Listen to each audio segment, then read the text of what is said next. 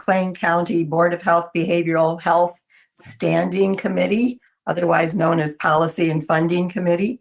And we are happy to be back together again to continue to move the RFP process forward and make sure we're making the best possible decisions regarding funding very critical behavioral health programming.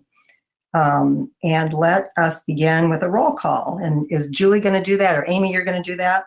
Yeah, I will do that. Julie doesn't have the ability to talk where she's at. Okay. Carl?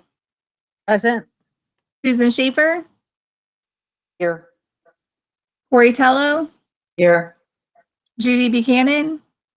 Here. And unfortunately, we're missing Hannah Eisner.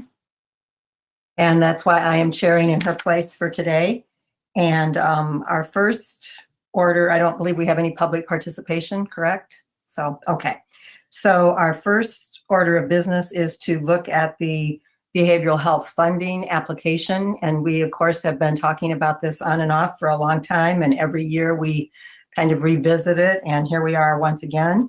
And so right now we're just going to look, I think let's begin by looking at the actual, well, did you want to start with the process and looking at the timeline, Amy, or were you thinking looking at the actual templates? Sure. So the biggest thing with this on the agenda is that we were looking at the possibility of having an application renewal process. And so instead of having all of the agencies just saying like, here's this big pot of money and all of the agencies applying, thinking like there's a chance with all this pot of money, but then we continue to fund some of the same programs. So of course, like psychiatry, like mobile crisis, mental health education, like they continue to be priorities from year to year. And so what Hannah's goal was with this part of the agenda was looking at, can we identify kind of like core programs? So are there programs this year for 2021 that we want to continue to fund for next year? And if so, what would those programs be? And instead of those programs having the lengthy application, that application would be much shorter. And then, so that's why you have that Excel worksheet that I sent you guys in the email, is because in just guessing, we have around like $1.1 million. But like 800,000 of it is going towards these core programs, then that shows us there's like 300,000, 200,000 left for other things. So it's a very weighted kind of question. But that was the purpose of the application renewal process, was just to streamline the funding process and not having some agency that we probably will fund because of because they're so essential to the system, to make them jump through hoops every year, when in fact, it's kind of a more of a just, it's going to happen because of the organic need for it. But let me back up, and thank you, Amy. I appreciate that overview. Sure. So let me back up and say that for historically, for many, many years, we have identified core services, and then we've kind of started saying, well, should we do that? Because then do we lock other possibilities out? And we always, and again, correct me if anybody disagrees, we've always come back to, yes, there are some core services that we absolutely cannot, our behavioral health system in McLean County absolutely cannot function without these core services. And, we always ask our applicants to look at every possible funding source, and these core services come back to, they some of them do get funding from other sources, but they cannot in entirety get complete funding. So that's where we are with that. I will say that again, for the last several years and particularly last year, we made a definitive point to identify 4 areas that we wanted the RFPs to fall under. And that was crisis response, you'll remember, youth services, adult services, and then diversion from and transition out of the criminal justice system. So those were what we highlighted last year. And I'm thinking that even though in the interim period, we have had a pandemic and huge social justice issues, I think that those have only really underscored those same areas, crisis response, youth services, because, we can put anything under youth services, including, suicidality, which is again what we're hearing from the people in the trenches, that they're seeing more youth and seniors with significant depression to a level of suicidality. And then, of course, diversion from and transition out of the criminal justice system. So I don't think, homelessness continues to be definitely on the table. And that is being worked on from many fronts. And certainly we want to add our help to that as well. But that certainly is a big issue that we hear about that has only been exacerbated by the pandemic. So I just wanted to throw that out. So does anybody want to weigh in on those core services? Does anybody want to make a change to that? Does anybody want to expand on any of that? Does anybody want to highlight some category under one of those? Go ahead, Judy. As I look at the list, thank you, Amy. I do not see court services. Have you made provision for that in terms of your dollar count elsewhere? Yes. So good question, Judy. If you remember, last year, we were talking about how it comes through like a different funding line. Yep. So Hannah has plans to discuss court services more in detail in future meetings. And so for the purposes of looking at like these core services we're looking at what last year's amount was, it would be separate. Okay, so in terms of the dollars you anticipate being available, the 1.1 is not the total bottom line. You've already eliminated or reduced it by court services. Is that correct? That is correct. Okay, thank you. Yep, thank you. And Corey and others, as I look at this, one of the things we were going to talk about was the embedded school program. And does that impact how we look at this list? If in fact we're going to, allocate or fund some kind of a program that someone else is going to, in effect, manage, and we will be oversight. I'm just wondering where we put that into the mix. And does that continue to be a court services? And that's a youth services. I mean, not court, a core. Yes, I think the thought there is, and I will give you an update. I did have a conversation with Mark Johntree, the Regional Office of Education Superintendent, about this. And I think you will note that we have historically been funding somewhere between 100,000, about 100 and 120,000 towards that, those schools. And, we have gone back and forth between, should we continue to fund schools that we've been funding so that we, keep continuity of service, or should we bring on new schools so that different schools get to, have a trial with it, and then perhaps we'll find a way to pick it up.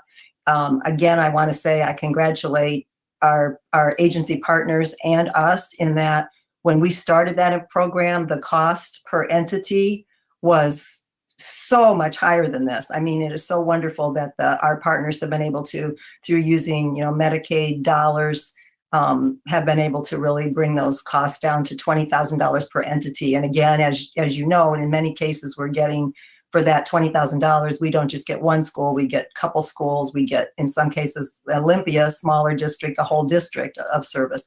So I think that's been a really good bang for our buck. Okay, so where we are with what giving that to the Regional Office of Education to make the decisions, because I think that's what we were thinking, is that we obviously would continue like we do with courts, with recovery courts.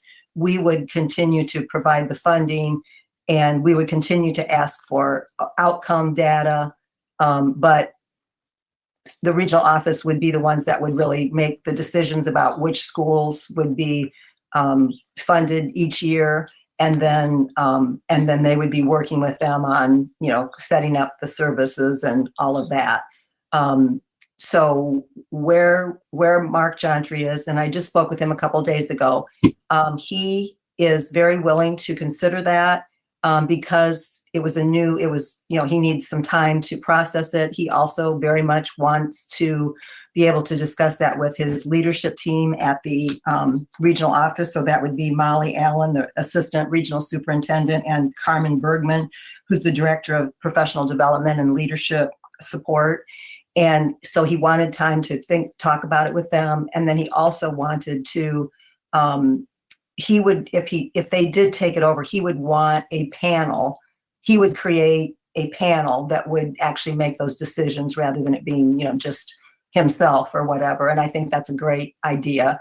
We also would want them, I think, to still be true to how we started this, where we wanted to fund schools that were in the zip codes that were having the most significant use of the most significant need zip codes. And I'm sure we would want to stay true to that data. I also had shared with him that last year, we looked at, as we do every year, we kind of look at several variables. For example, the low income population, the mobility rate, the just the overall school score on performance, all of those kinds of things. And he very much wanted to look at those variables that we had looked at. But anyway, he's very willing to consider it and get back to us after he's had a chance to process it with his team. So, what was he aware, Corey, of the dollars that have been expended in recent years on this? And yes, no anticipation probably of an increase there. You mean we would get, well, I just told him that at this point in time, we seem to have a formula now that comes down to about $20,000 per entity. And it would probably be, usually that allows us to service about 5 entities. And again, entity meaning possibly 2 schools, as we do here, often partnering a junior high with an elementary, or a high school by itself because high schools are so much larger, or in smaller rural districts, a whole district, like Olympia has five schools. But it's all $20,000 because that's the way that our agency partners have been able to make it play. Now, as you know, Chestnut kind of took themselves off the table in a way last year. We kind of took them off the table because they were proposing that they still wanted $60,000. So they had not apparently been able to master the, figuring out the use of Medicaid the way that Center for Human Services has. This would certainly be open to, again, it would, if, that's what we have to decide. Do we have if we give it to the Regional Office of Education, would we still have the agencies in partnership with the regional office making those applications to them? Or would we, I guess that was the part we haven't really clarified, is because, as you all know, the application process to date has come through the agencies, and the agencies get the dollars. And so if we give the dollars to ROE, then do they reach out and decide who their agency partners are going to be? Or do we want those applications to be, do we want to make sure that that is an open field? And so any entity, any agency that wants to apply could apply. My opinion is that it would be extremely similar to the way drug court functions, is that actually drug court makes the application to us, And they identify in that application who their partners are when they because they partner with Chestnut and CYFS for the two different parts of the program. So to me, this would just be almost exactly like how drug court does theirs. They end up then subcontract that out from their original grant. So ROE would be the ones applying for that, and then they would identify ahead of time instead of just, oh, here's the money, and then you can go figure out who you want. They'd have to identify that prior to applying.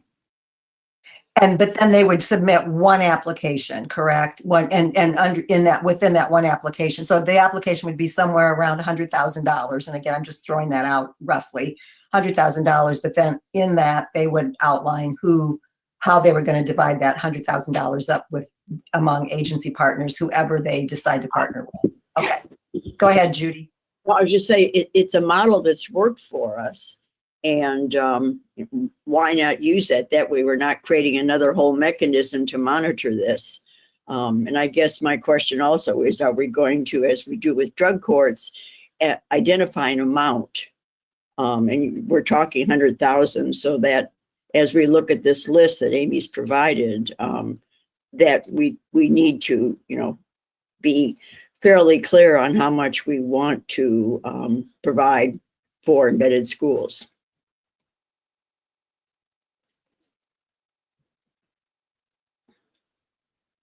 Would you maybe want to say up to a certain amount, and then let when the application comes in, they could say that and show what their budget would be on that, so that if we said up to 100 or 120, they would then show the budget for each one of those entities that they're going to be working with. And that would seem to be reasonable and very transparent, because we're not saying $20,000, you come up with programs to spend that amount, but put it in the reverse. So what is the program you're proposing to do going to cost? And up to 20,000 is what we could, what would be provided. Mm-hmm. Yeah, I guess my other question is, the one thing I did not talk at length with Mark about, because it was just kind of an introductory conversation, was what oversight would they have? Because like right now, Amy meets with you meet with each entity, right, Amy? So yeah, I meet per contract. I meet with those different schools. And so as far as with like the site visits, the way I do it with problem solving courts is all of the players just come to one meeting. And so it could help streamline the meeting and help improve communication, because then we're all having the same conversation and we're all of us being impacted. But so anyways, yep. That makes, mm-hmm. Yeah. Was that you, Susan? Go ahead. Whoever started to talk. Oh, okay. So yeah, I think that makes, I think what we do want, would you all agree that we would continue to want that oversight conversation, and that's quarterly, Amy, that you meet with those contract per contract. So yeah, I think we would definitely want quarterly meetings with Amy involved.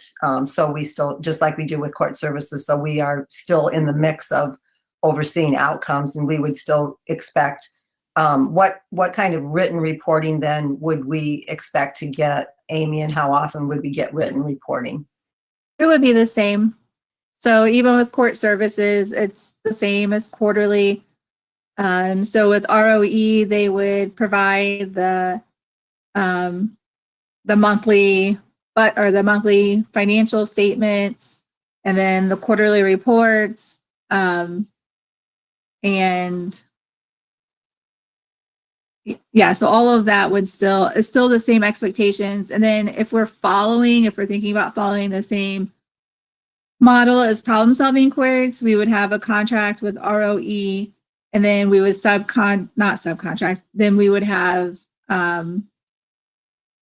MOUs with whatever agency or agencies that is partnering with ROE. Thank then- you. So all of the expectations, they still have to follow everything. It's still all outlined.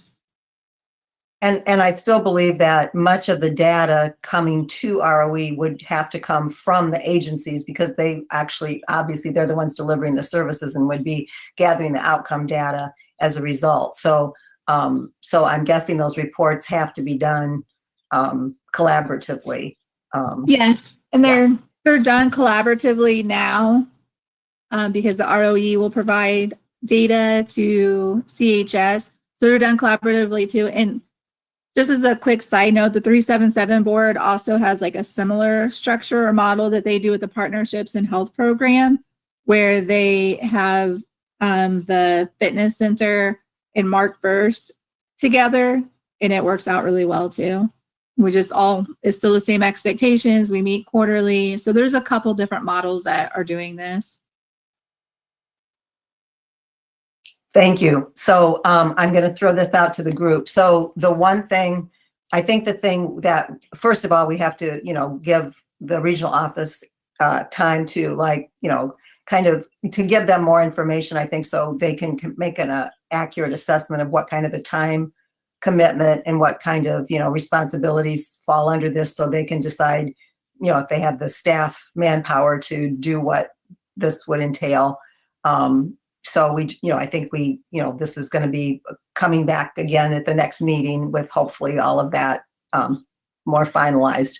But then, are there any, what's the word, sacreds, absolutes that we want to make sure that are factored into this as we hand it over to ROE? I mean, are there certain criteria that we feel like we need to spell out, that we feel like that absolutely have to be considered by ROE as they develop these contracts?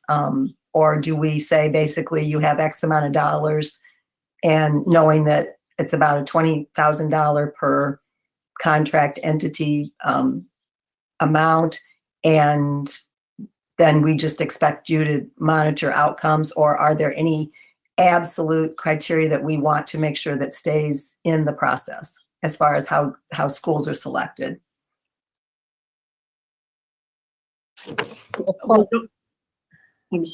Go ahead, Judy.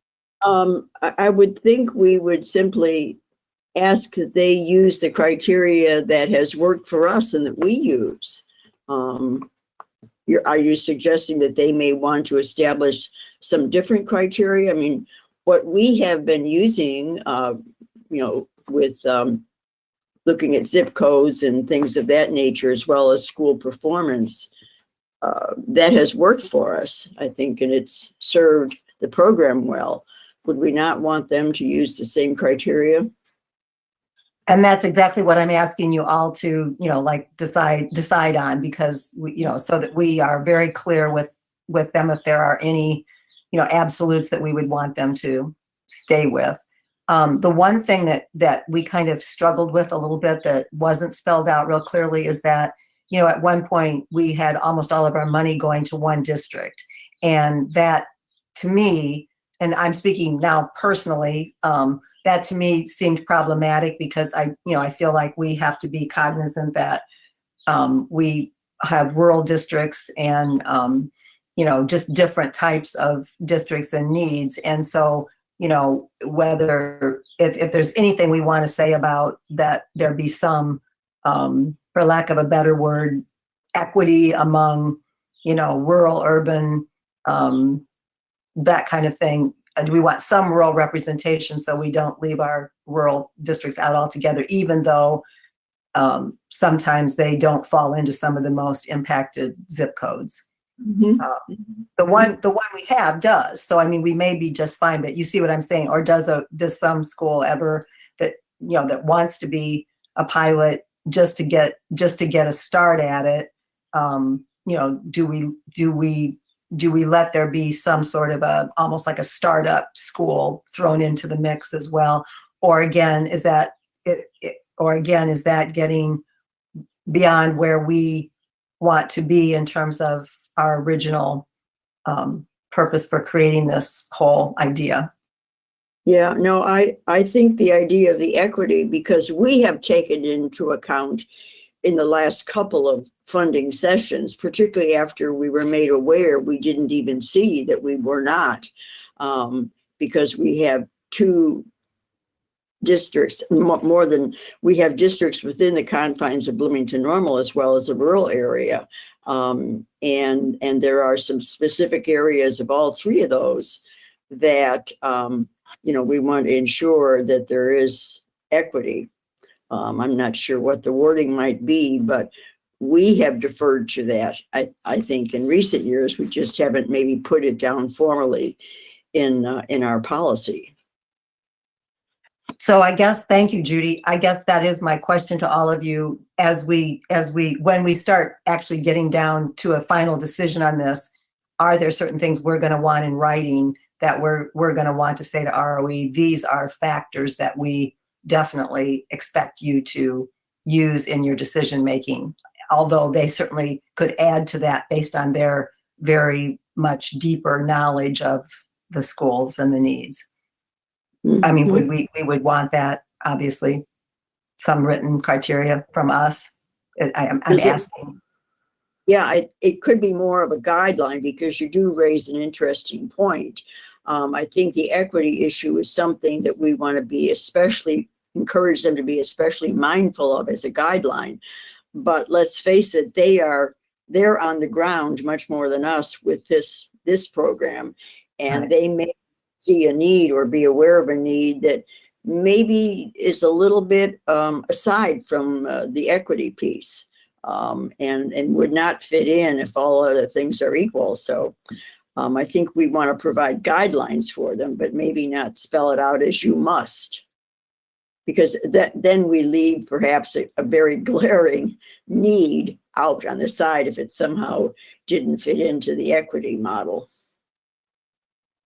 Thank you. So And again, one of the other factors that's going to get interesting is that, with the Recovery Act, if some schools based on, I'm guessing schools based on their poverty levels, and perhaps other demographic data, some will get more funding than others. And so, that would be something that probably ROE is much more uniquely qualified to know about than we are. And so that, you're right, Judy. So, I mean, there's other factors that they could look at that, might play out that we don't even know yet. So I like the idea of guidelines. So Carla, your light's on. Did you want to say something? Yeah, I think we really need to specify that the funding has to go to schools in McLean County, because this is a regional education group that's only, that covers more than just McLean County. You're absolutely correct. I was in a meeting with District 87 last week, and even one of the person that was on there from District 87 talked about how much money the schools were going to be getting from some of the Recovery Act funds. So, how about if we could figure out a percentage by student population? Would that work, so that we could ensure that the rural areas still receive some funding and didn't get edged out by the two big districts? Do you think that would be an equitable way of allocating money as a guideline, not as a must-have?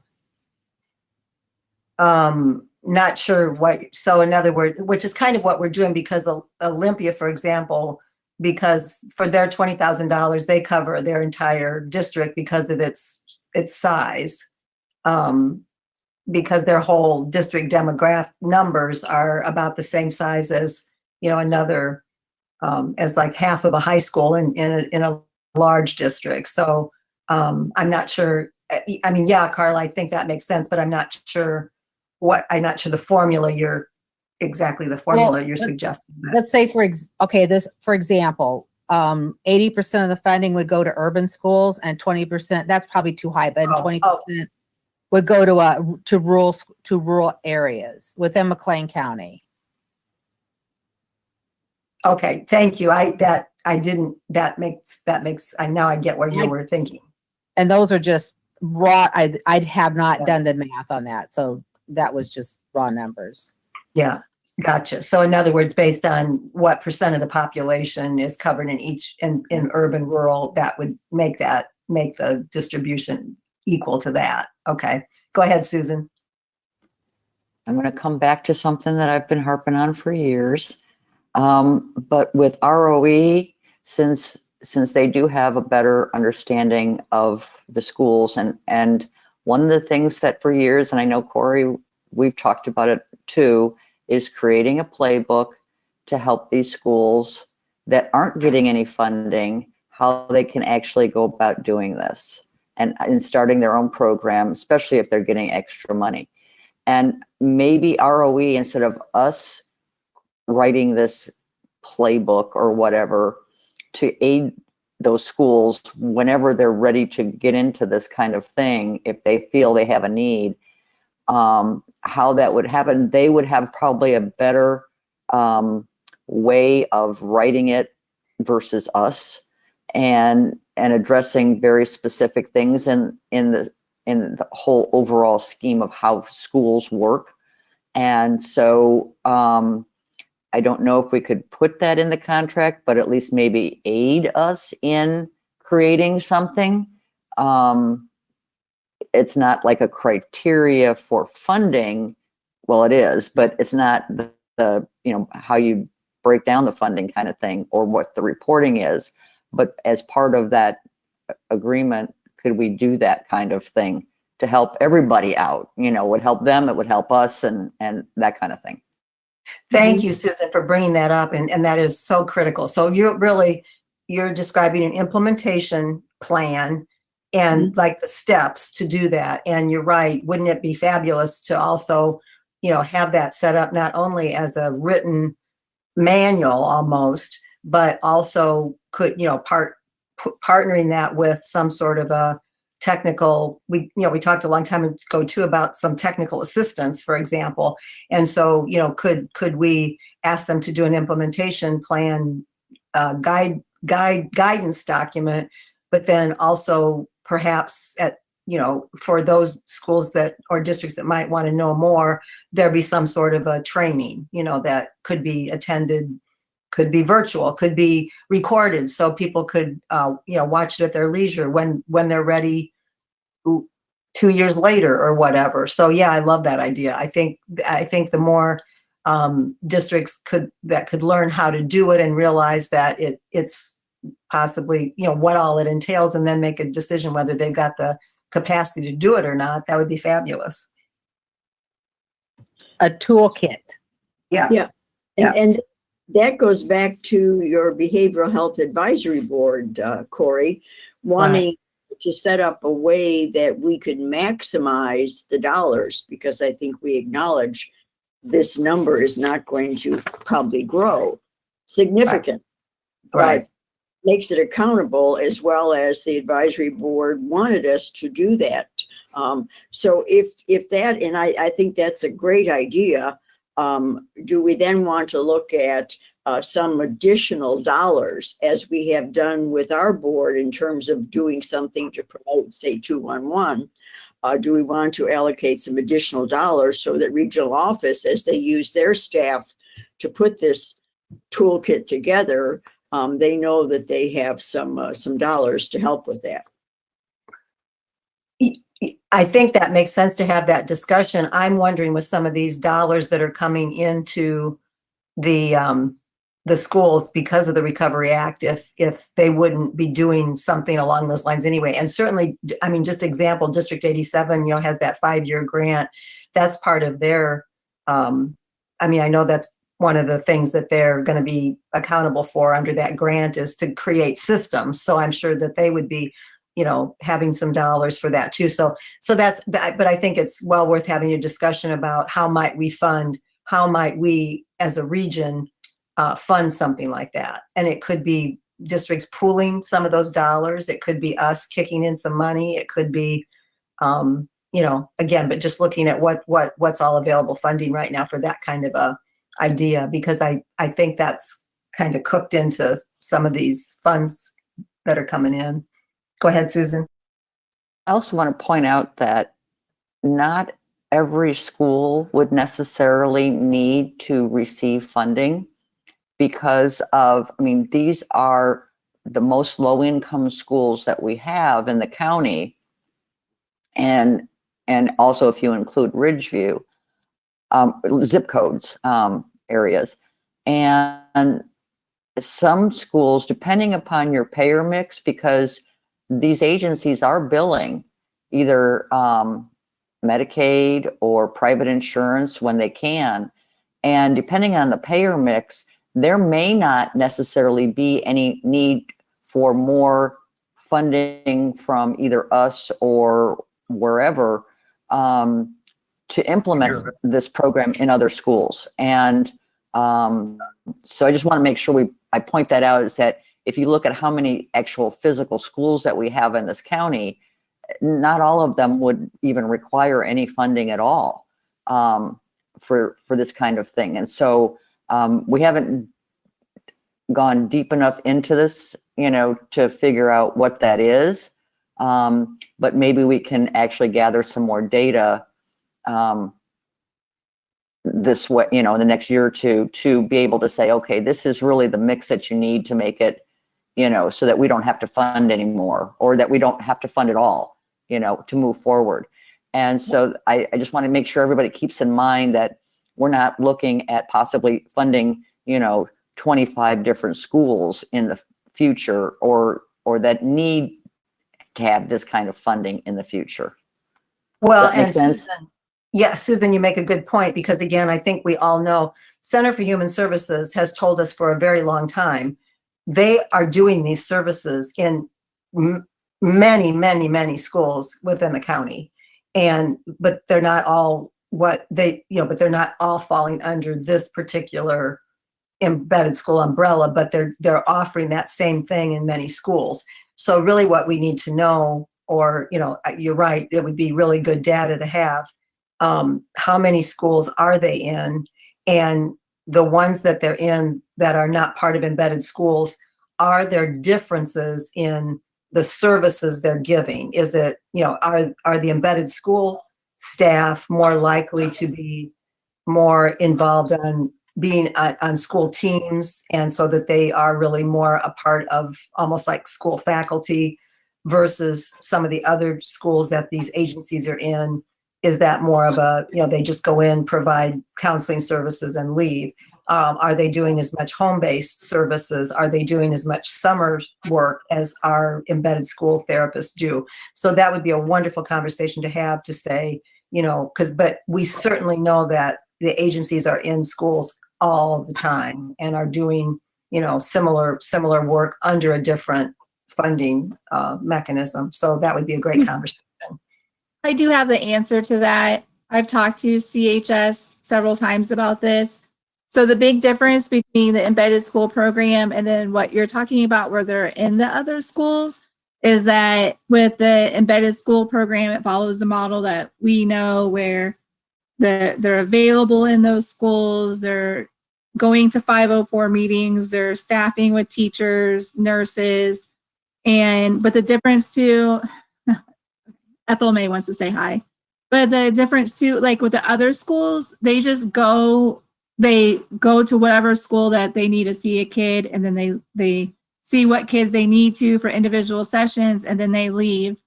And the other big difference too is they only see, in the other schools that they do that, they only see the kids that have Medicaid. So if you have private insurance or you don't have insurance, unless it's an embedded school program, they don't see those kids. Thank you, Amy. That was very helpful. It's just basically providing those counseling sessions in different schools versus like the embedded model. So literally it's not a true building capacity of the district to meet broader needs beyond, referred kids. Yeah. Okay. Judy, did you want to say something? Nope. Just raising my coffee cup, sorry. No problem. Okay, so do we have any other discussion? So are there questions that we still have around this that we want to have answered before our next meeting, when we kind of look toward finalizing this? Well, Are there any other variables we want to examine? not so much that, but I assume we want to have that conversations with Mark Jontry. Right Right. now, an assumption. So we want to be sure that he is open to this and in fact has signed off on it. For sure. Okay. Carla, did you have something you wanted to say? No, I didn't know if we were moving on down the list or if we were still on embedded schools, because I just wanted to make a comment about psychiatric services. I think we're done. If nobody has any, like I said, anything else that we want to make sure we nail down on embedded schools, it looks like we're done. So go ahead and talk about psychiatric services, Carla. Well, I think it should be a core function for the obvious reasons. My concern is that if you tie it to a specific agency, then how do I say this? The current evidence, the current research and current evidence in the way the field is trying to go is they're really trying to embed psychiatric services into primary care. And if we're going to fund just MCCHS with psychiatric services, that excludes any other agencies in the area who may be able to provide services in addition with their primary care with a psychiatric backup. And that is a lot more cost effective than just funding standalone services. Mm-hmm. Can I make a quick comment on that too? And I'm sorry that I should have explained this before. So the thought with this would just be identifying like the core services and like what Susan was saying, like up to how much money can be funded in that core service, but agencies would still have to apply. So Chestnut, any other agency that was interested in it would still have to apply, and we're thinking like it would be a smaller, like a refined application than like the longer application. But this process isn't saying like this is going to a certain agency. It's just saying we want to continue to fund this. Yep. So Thanks, Amy. in fact, core services mean core services, not core agencies. And so Yeah, we're correct. talking about. Correct. So Carla, I'm going to go with I'm going to go with what you're telling us basically, which is we've already identified that obviously, yes, youth services, particular emphasis on embedded schools is a core service we want to maintain. And now adult psychiatric, we know we want to consider that as a core service. But I love your idea too, because I just read a wonderful article yesterday that was from the National Council for Behavioral Health. It was called "Supporting Those with Serious Mental Illness Through Enhanced Primary Care."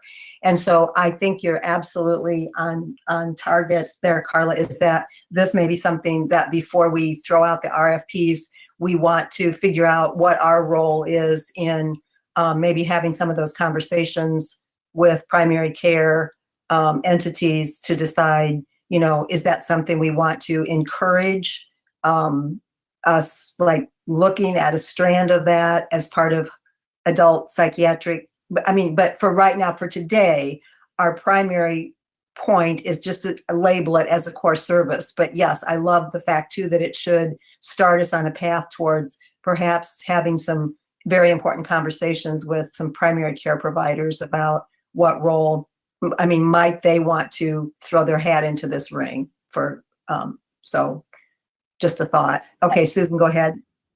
And I was going to say that this is an item that will be in the mental health action plan update, because that was one of the objectives in one of the sections, might have been in the psychiatric or the medication management section of the mental health action plan.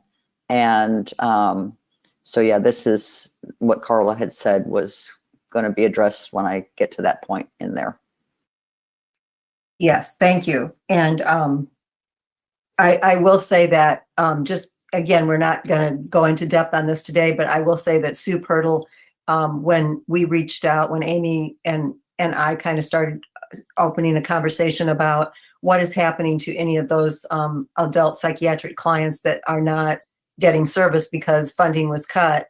And Sue's response was that they, to some degree, have worked with primary care providers to help with that. So we're already, clearly down that road. And obviously Susan probably has more information. So we will certainly revisit this and perhaps figure out what our role is in moving that along. And Susan, through the mental health action plan, you can tell us how that might play. But okay, so for right now, we've got 2 core services identified.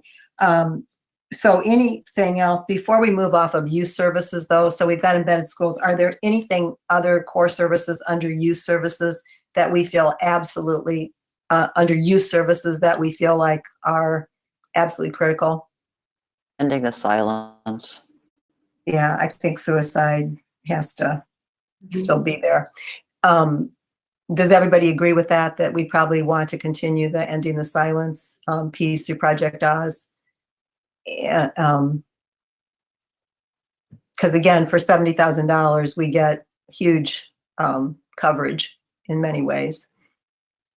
Now, the one thing that I keep hearing is, they've now worried about suicide issues among seniors. And I know ending the silence obviously has variations that they can do, including for families and things like that. So I still think that's, something that, but I don't know if we want to go there for right now. But so do we want to just assume that we're going to put youth suicide as a core service? Yes. Okay, now here's my other thing though. I think in all of this, we should be looking at, are some of those recovery funds going to be directly set aside for some of that?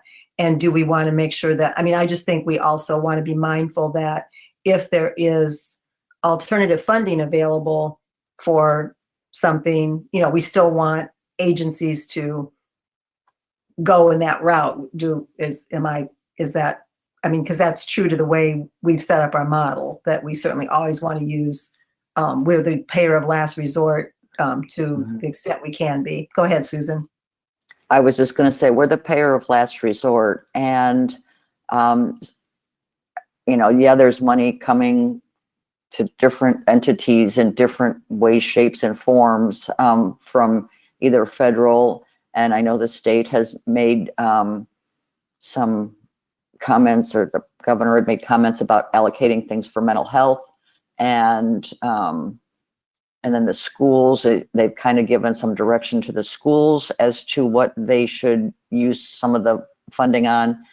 So I think that since we have time, and yes, we think that these are core services, I think that we do need to make sure we investigate before we commit, to see if they're going to use it for something like this, then is there something that it would still be youth related, but something else that we could fund? And so I think that we need to investigate, and I don't think anybody's far enough along to understand or to know what they're actually going to do with the monies that are coming to them, because all of this has been done in like the last month or two, and a lot of guidance hasn't necessarily come out on it, or what parameters the different entities that are receiving money have to go by. And I think that we, or Amy, or somebody needs to make sure we're up on what some of that is, so that we are the payer of last resort, and that kind of thing. So that's just kind of my 2 cents worth. Yeah, I think this year, like no other year, we're going to have to give people plenty of time to, we're going to have to ask the right questions at the right time, so that our decision making can take into account all other funding that's maybe going to be very new for mental health for this coming year. So yeah, we definitely need to figure out. So that's why I think our timelines are even more important. And I wonder too, if we don't need to, and again, I'm sure Susan, through the mental health action plan, you're doing some of this work, but whether we don't need to convene some meetings to get the questions or convene or have this group have very clear and concise questions and decide who we want information from and exactly what information and by what time do we need those answers so that we can make the best decisions this year. So I think that's another thing on our agenda is what's our timeline for question generation, and we need to spend some, hard, really do a really excellent job of forming those questions. Okay, so the other thing, crisis response. So let's talk about I should say anything else under youth that we consider to be a core service that you see there. Obviously, we still have Healthy Start, and obviously we took Project Oz, Too Good for Drugs, off the table last year. So, and real quick, to you guys, as far as like the up to amount to be allocated to help us start looking at that, are you guys thinking of the same amount that was allocated last year to continue to be allocated next year in these core services, or are you thinking of something different? well, that was a bigger jump for because before that we had done 50,000. We jumped from in FY20 funding for Project Oz was 50,000, and we jumped it up to 70. And because I believe they added a staff, and I mean they do a great deal of coverage. So and prior to that, it was in the $30,000 range. So we jumped from FY19 30,600 to FY25 50,000, and now up to 70. So I would say we certainly want to probably keep it no more than up to 70. Would you agree, everybody? I've thrown that out. Mhm. Also, back to what I said about the unknown on other funding and stuff like that, are we even in a position to say some of these things because of other potential funding sources for things so that we are the payer of last resort? Well, I just think we're just trying to get a rough estimate of what might be remaining. So I think when we say up to 70,000, that could be anywhere from 20,000 up to 70,000. You know what I'm saying? So I don't think we're committing ourselves to 70,000. I just think we're saying that's the absolute most we would spend if there's no other funders. It's just to help identify then like how much money would be left over. So Illinois, I think it's Illinois Partners, and I know like Judy follows them, and I think Corey, as far as like budget, and there's a couple others that Taylor and I follow as far as like the budget and the recovery money, and it's very complicated and who's getting what. And then we have to be careful because what it's going towards may still not be like what we're doing, even though it sounds similar. And so it's very complicated. But I think like as far as like some of the questions about those things, like those agencies may be the ones to really ask some of it, because that's their job, is they just follow all of this legislation and policy and the budget.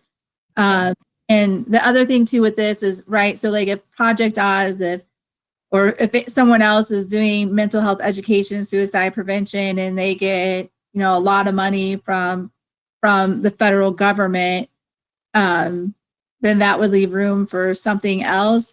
But this is just so we know we're also not telling other agencies like, oh, we think this much money is available, and there's not that much money. So it's just an estimate to help.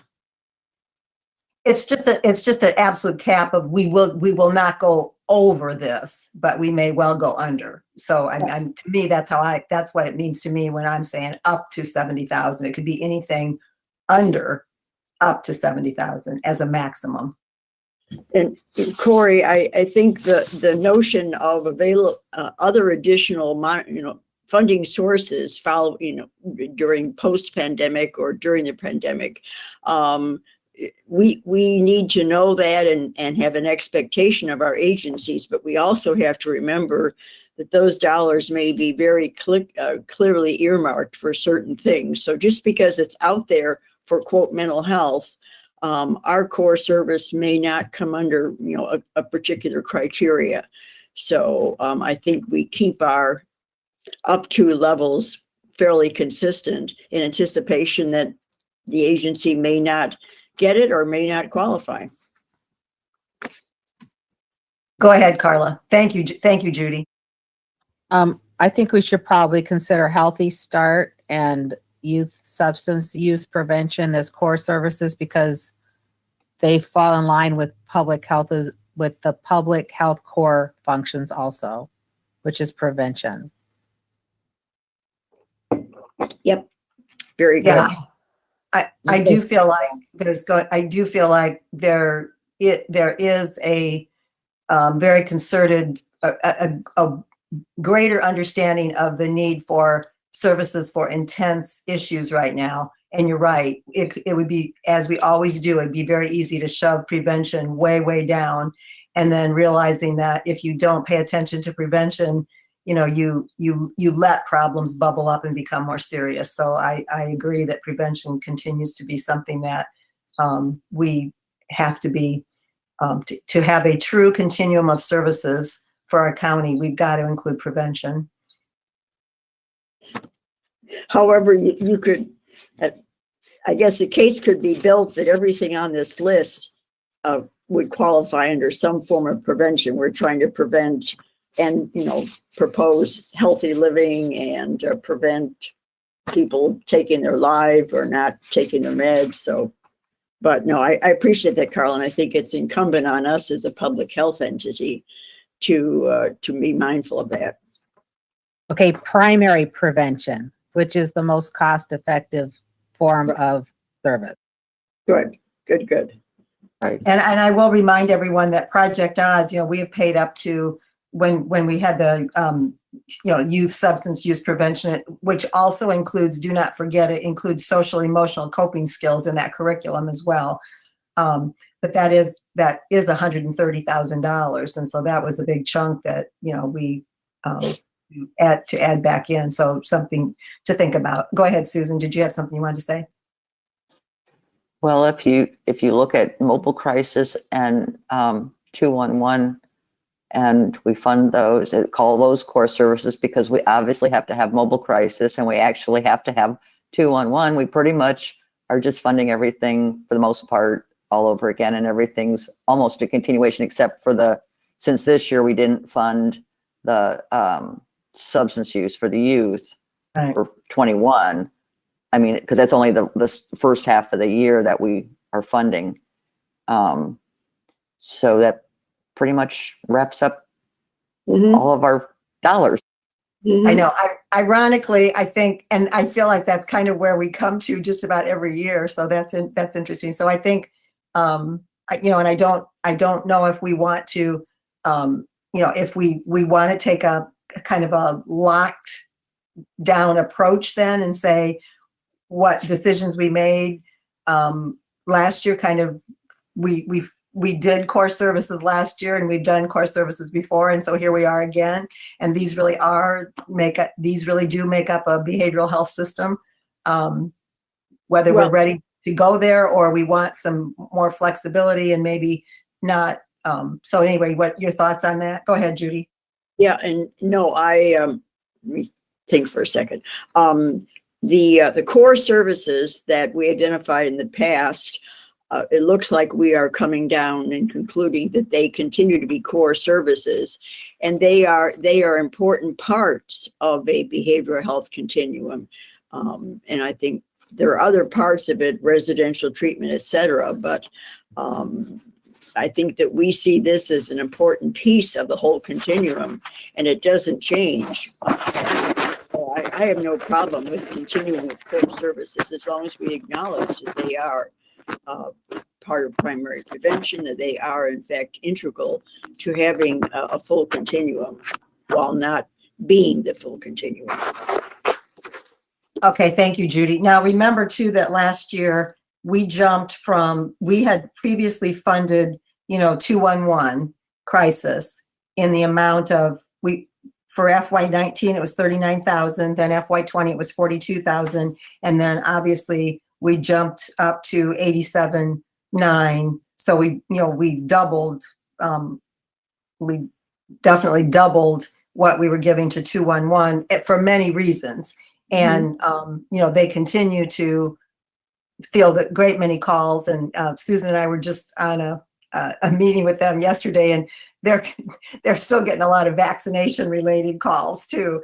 So that's the other thing is, working with them to say, do they continue to need, and we remember we paid part of that dollars paid for an additional night supervisor because they were getting so many calls in the evening that they wanted to make sure that their staff on call had that backup supervisor available. And so, I would guess, we probably need to revisit, are they continuing to have that same volume across all timelines so that they continue to need that supervisor, or do we just say, no, we're just going to say up to that amount of money and just, that, because that was a big jump.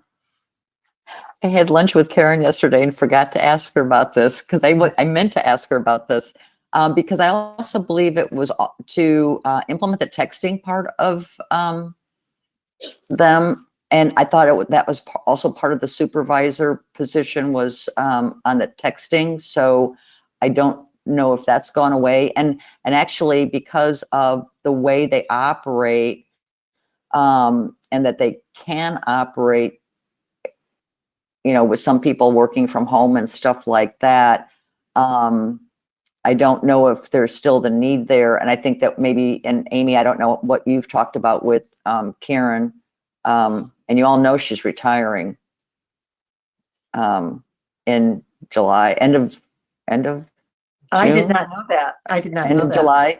And I knew it was yeah, coming, but I didn't know it was coming in July. Wow. yeah, end of July. And so I don't know, Amy, if you've talked to her about whether that need is there or if it was only like a one-time thing for the texting part of it, or So I've talked to Karen about this before, and her and Kevin Richardson, and so their thought was they were not going to introduce texting until they could meet their overall numbers. So the wait time, their outcomes were not being met, and so they didn't want to, just because of the call volume, and this was even pre-pandemic, so it wasn't just specific to the pandemic. So they're like, they didn't want to add another thing to the mix, like texting, when they still had those other things that needed to be met. So the purpose of the additional supervisor, the nighttime supervisor, was to make sure that those numbers were improving and being met, and that did happen. And so then they introduced the texting, and they're continuing to, so the texting is continuing to be rolled out as far as like promoting and advertising. And so it does exist and it's happening, but they're also now looking more into outreach to get more kids, because it's really aimed at like youth, young adults that like to text versus call. And so they're really trying to get them more involved. So I think it's really more about that infrastructure. And so I don't know what, and they're very open and transparent. And so I don't know what it would look like if it's like, well, we're not going to fund that position anymore. They're very financially savvy. And so they may say, well, and, they're savvy as far as like their outcomes. They may say, well, then we're going to have to, cut back on the texting or looking at promoting that, but it wasn't just a pandemic need. The pandemic has definitely taken a toll or put extra on them and not being able to recruit as many volunteers. But that's the purpose of that extra position. Thank you, Amy. Judy, did you want to say something? Your light's on. Oh, no, Okay. sorry. Okay. No problem. Okay. So what's everyone's feel? Do we want to leave that amount then, say again, up to, depending on what all, we learn from them, do we want to leave it in as that's a core service up to, and we fund it up to 87.9? Is that the general feeling among the group? I'd support that, just given the work that they do. Me too.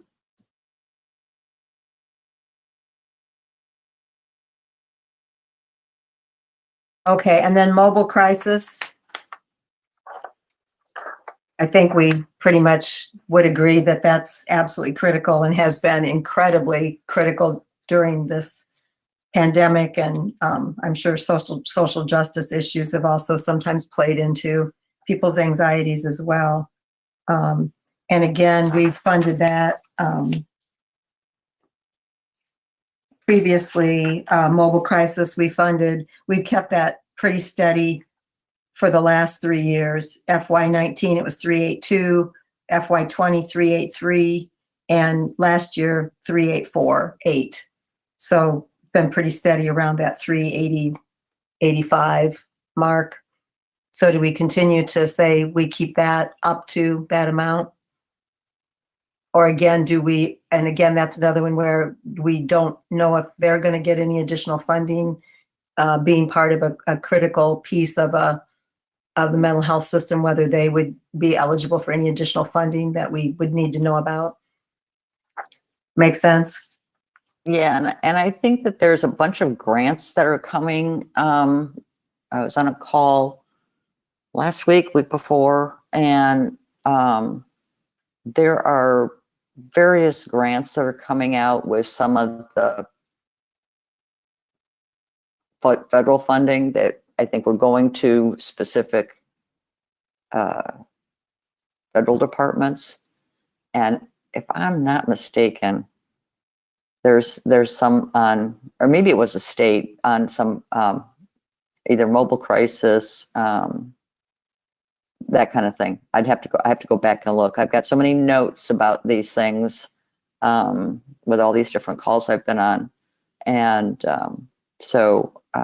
and also possibly even for 2-on-1 type things. So just throwing that out there, that I think that we also need to ask all of these agencies when they apply very specific questions as to what grants they have applied for. And I mean, very specific grants they've applied for, not just saying, yeah, I've tried for grants and haven't gotten them. Is which ones have they tried to get, and even if they were successful or not. So like I said, because I think that there's a lot coming out from what I've heard in the next, few months. So. Yeah, I think this year, we said we were going to try not to tweak the application process too much, but I think, again, this whole conversation this morning has underscored that because of other possible funding, and again, like everybody's making clear, how exactly that funding has to be used, that has to be part of our application process this year. Some of those beginning funding pieces of, are you eligible for funding under X? Have you, what funding have you already been granted under X? What funding are you seeking under? And then please identify which specific, grant dollars you're going after. Please be specific about what, the exact nature of that funding will cover. Where's the overlap between, what we funded and what somebody else can fund. I mean, I think that's going to have to be, and again, if we want Amy to, we have to be crystal clear what we want, so we don't make them do it 3 times. So, I think that makes me think, is this a year where we have some upfront conversations with entities, with agencies, so that we get a sense of what they know about what they're pursuing, so that we can tailor our questions more intelligently, rather than more generically, and then not be happy and say we need more. So I'm just wondering, is this a time where we need some sort of a, pre-meeting of bidders to, kind of help us frame this better. And again, I'm asking your thoughts on that.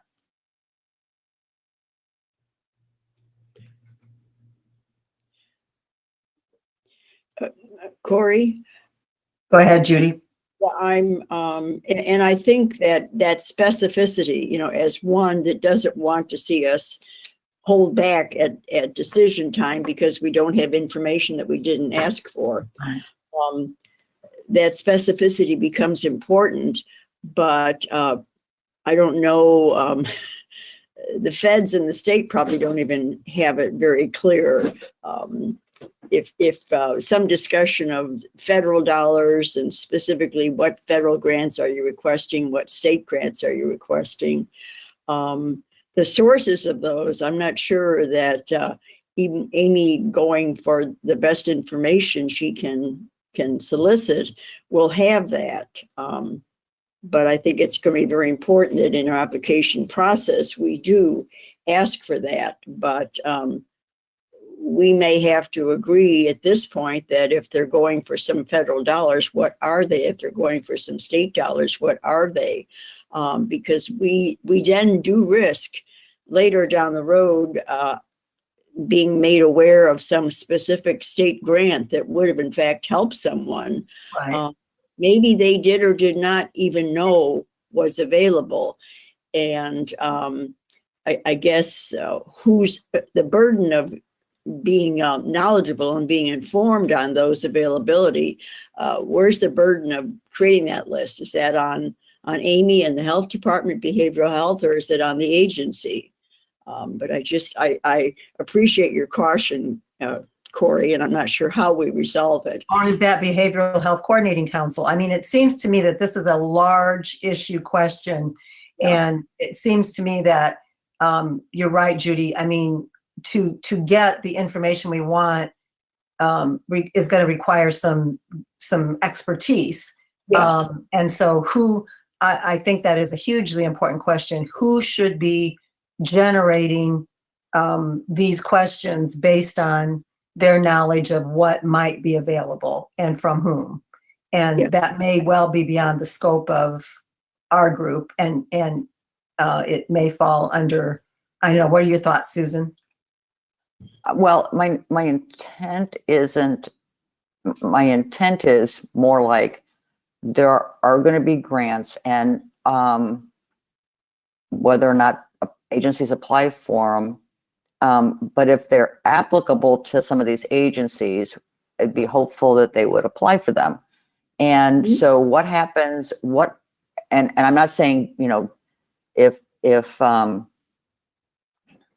use an example of mobile, because I don't know exactly what I remember seeing, but if you're talking about mobile crisis and there's a grant out there for mobile crisis, I would want to know if they applied for that grant, because to me that is intent of finding dollars so that we're the payer of last resort. So if that grant, but we could still say we're going to fund it up to a certain dollar amount. Now, if they receive that grant, then where does that put us? Because then they are actually getting a whole lot more money that they're not necessarily, then we're not the payer of last resort, and we're actually giving them extra money that they, are just kind of in pocket kind of thing, well, in a way. And so how, I guess my question is how are we going to resolve that? And is that something that's a contractual issue that we could put in the contract? Because if you're getting even in embedded schools, kind of thing, if there was a grant, well, actually there is a grant opportunity right now, because I think they have the same grant opportunity that District 87 got. Yeah, I think that's out there right now on SAMHSA's website. They got an Illinois Aware grant. There's this Illinois Aware. Yeah, right. And they've gotten it. That's funded through SAMHSA, and it's a state's kind of doing a pass through on that, and in a way. And so there's another one out there. So if Unit 5 went ahead and applied for that, and they were going to do basically what we're doing here, then we're giving them, money. I'm just kind of trying to think far enough ahead, but not too far ahead, but also make sure that we expect agencies to apply for grants when applicable. I guess that's my bottom line is I expect them to apply for those grants and use our dollars last, or say, oh, we got this grant, we don't need your dollars, kind of thing. And Judy, go ahead. And then I want to say something about supplanting too, because that's a hot issue. Go ahead, Judy. Well, and we're saying up to, it's zero, no funding up to 70,000, whatever. So if in that, they apply for it, but yet we have some indication or proof or communication that they have received or will receive that amount and more for a particular service, then they are not funded. So I think the funding still falls on us, and maybe Susan is cautioning us that we are very clear on what they're getting for what. But again, we need to be thinking about, and perhaps it's a guideline for us, not holding people accountable for dollars that they might have been able to retrieve had they known about them, and therefore delaying making a decision. I just want us to be aware of that and be cautious so that we're not holding back, as we have in the past, for information that we didn't ask them to provide. Right. We're going to have to be very carefully worded. You're right. Thank you, Judy. So my other point to make is, like, I know, for example, with District 87, if we commit to funds, and then somebody gets a grant, we cannot, and I know you all know this, we can't then withdraw our funds if we've already allocated them, because then we're supplanting. Because a grant, any grant pretty much in its contractual language says that you cannot use grant dollars to supplant other funding that an agency has. And so we're going to have to be so careful about the wording and the legality of all this, because we can't say, for example, we're not going to fund a particular school entity, which is why this is probably a good year that we would let ROE take over this, because, we can't say to a district, once we've made a commitment to them, well, now we're going to not give you those dollars because we understand you got a grant. Because once they've been given to them, then we would be saying that grant was supplanting our grant, and that you can't do that. So it's all very tricky. Can I say a couple things real quick too, because we've talked about this before. So Taylor has been very diligent on looking for different grants and following different subscriptions that have grants. And what we've even found for ourselves, because we were going to apply for a mental health first aid grant, is that there's really not a great place for all, these grants are coming from all over the place. And so it's not a great place to it's not easy to follow where the grants are coming from. And the SAMHSA grant for mental health first aid ended up being way too complicated for the 3 weeks that we had to apply for it. And so we had to back out. So I just want to share this, in that it is pretty complicated. And the other thing too is a lot of these grants are not they're not looking to kind of help out on programs that already exist. They're wanting to do new initiatives, new things. And so it's very difficult to find a grant.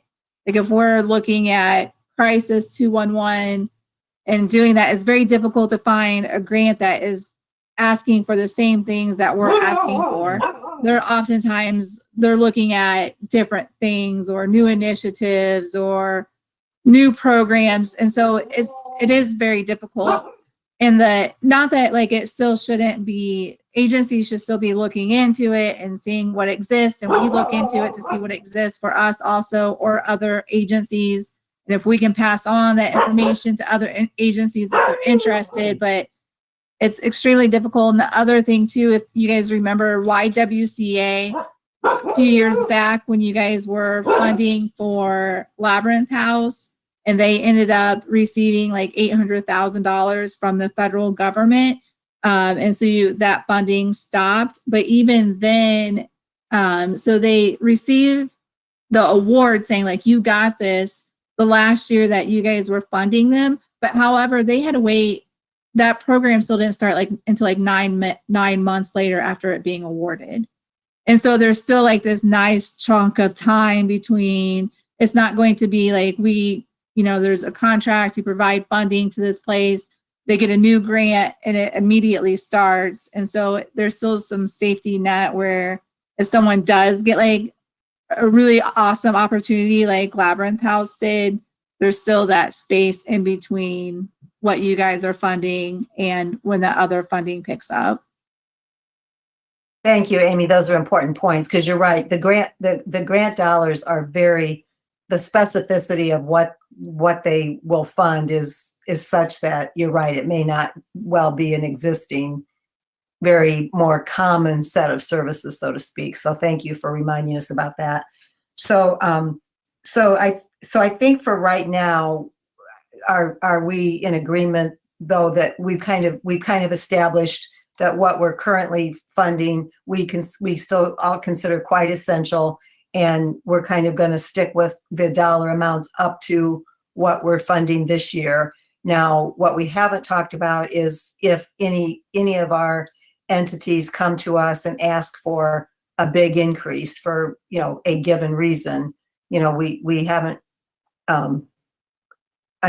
obviously, as long as we're saying up to in every category, we can still move money from one line to another. So I want to, be clear that we've still got flexibility, and since we're using the up to phrase.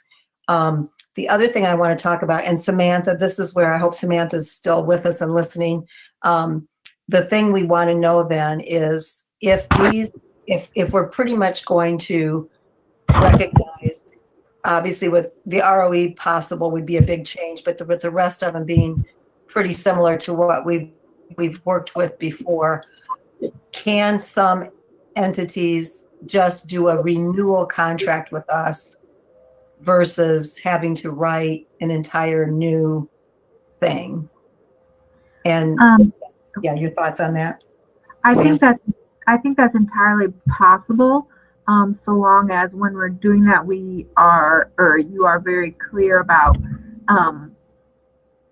who's eligible for that sort of renewal, and like you spoke about earlier, why those are your priorities.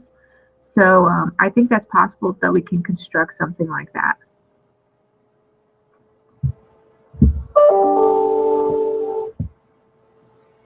And could that be multi-year? And do we want to go multi-year? Again, throwing both of those questions out. Is that to me? I'm sorry.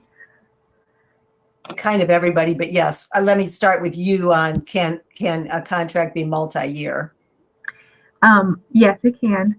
And so the beauty of this is that the Board of Health has the ability to dictate the rules itself. So if the board decides that these are the rules and these are the modifications to the old rules, you can certainly do that, and we can help craft those. If Amy or anyone wants to get in touch with me and get together, we can work on what would be a good proposal for that sort of thing. But you have the autonomy to do that sort of thing with your budget. Thank you very much. Great to have that. Great to have you right here to answer that question for us. So I'm throwing this out to the group. What is our thoughts? What are our thoughts about renewable? And is this the best time to do multi-year, knowing that this is such a funding flux time, or is it a wonderful time to do it because it would give some security to some of these entities? I think that there are some of these entities that can possibly be multi-year. However, I think that there are some that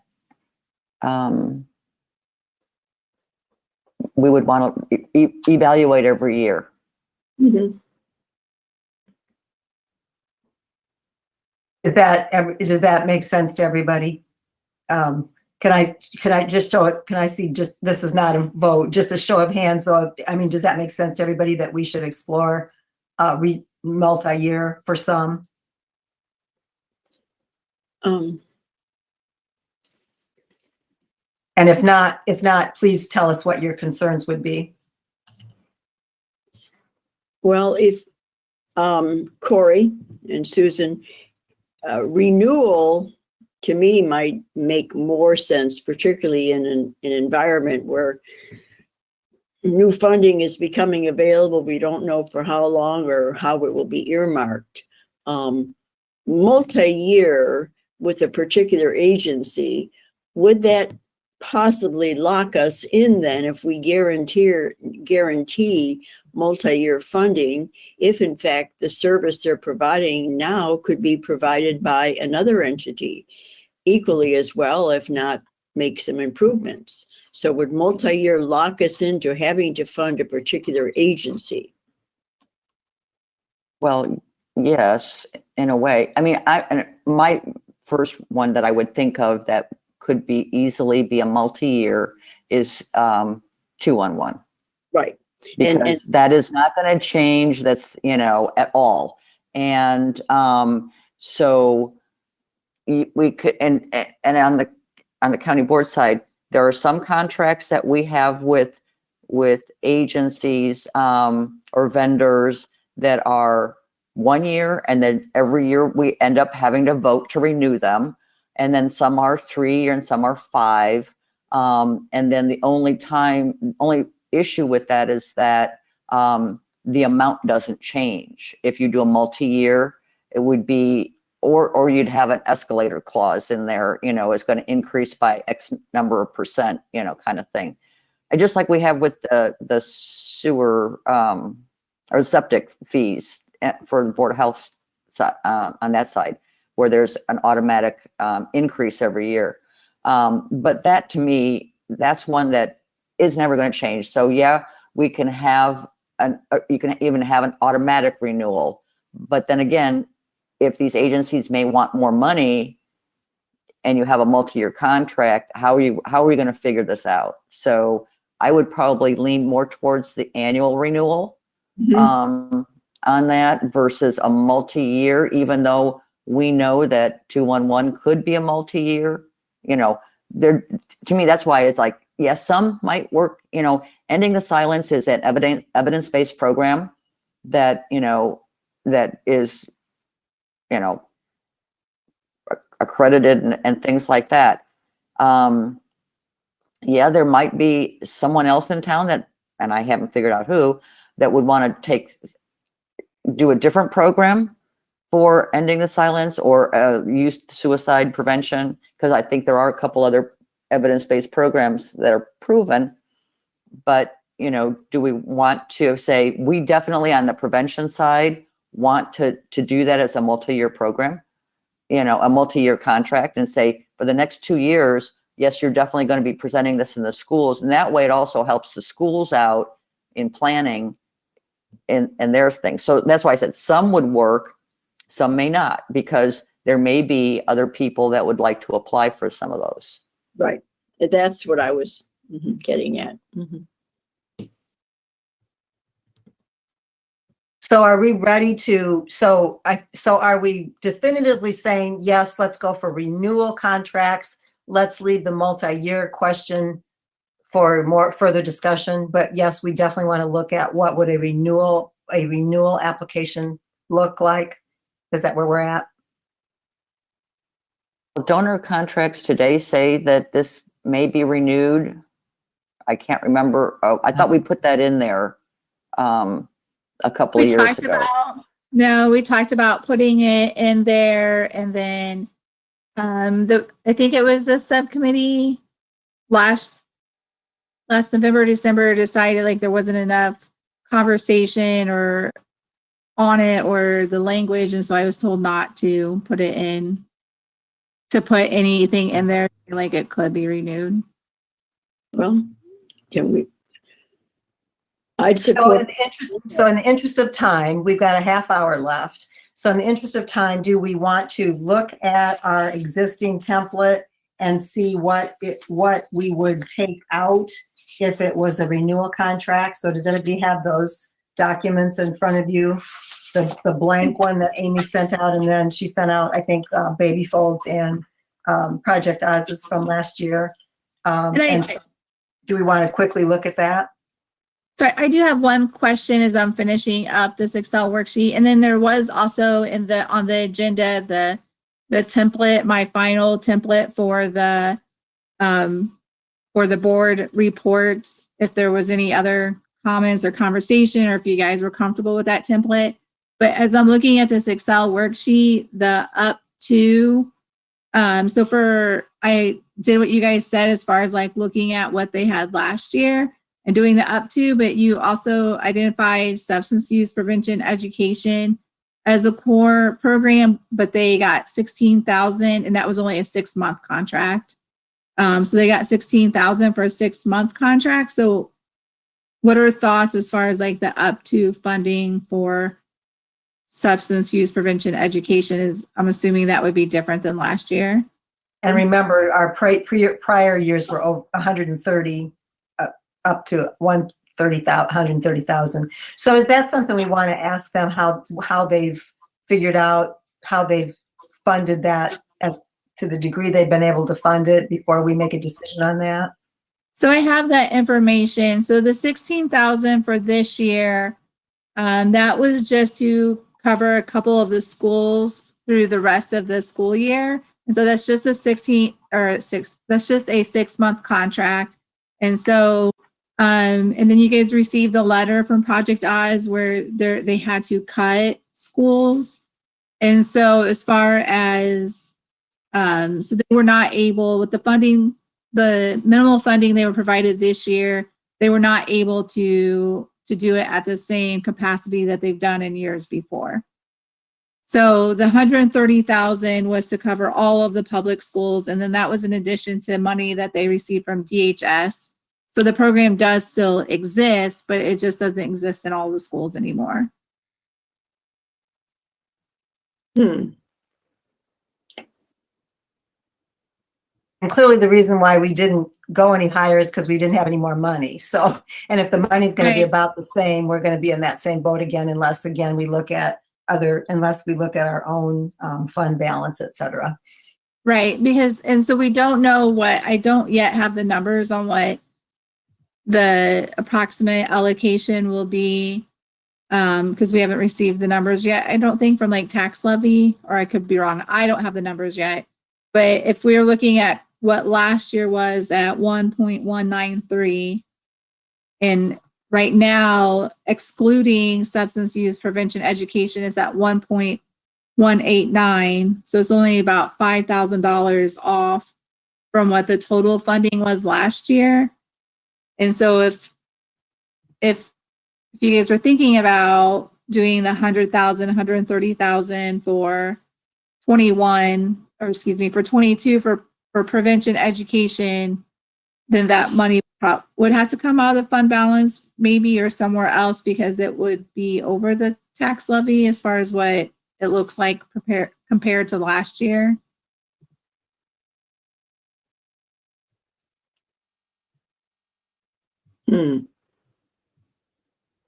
I'm not sure we can decide this today. I mean, because we can put down, yeah, up to $130,000 for right now. I guess we can do that, but we don't. I mean, it's unlikely we'll have it. But I mean, I guess I'd throw that out to the group. Right now, we're still hypothetical, so we can certainly do that. And actually, they had asked for, yeah, they got 130,000 even FY20.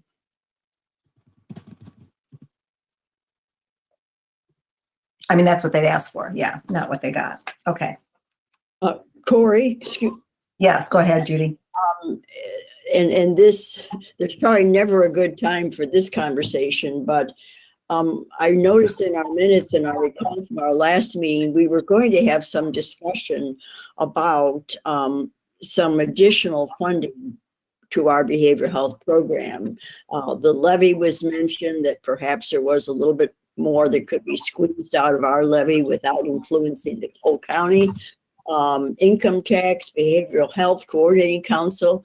Have any of those conversations taken place? And do we have any reason to believe that there might be a way to squeeze out a few more dollars on the levy for behavioral health? The budget process is just beginning. And that is something that we can ask Jessica to work on with her finance department to see what, and because we don't know, you know, we're all connected, but what the impact of, well, we do know some of the stuff, the impact of the pandemic has had on the rest of the budget. And then what we were, even with our contact tracing, the stuff that we just got from Carla on that. And what, I guess, well, this is for 22. So yeah, I don't know how things are looking right now budgetarily. And I think that that's where the health department finance people have to come in and work with Kathy Dreyer, because Kathy knows everything pretty well on how that can be done. But it's, like I said, it's just starting. I mean, they haven't even passed the budget ordinance yet. And I guess that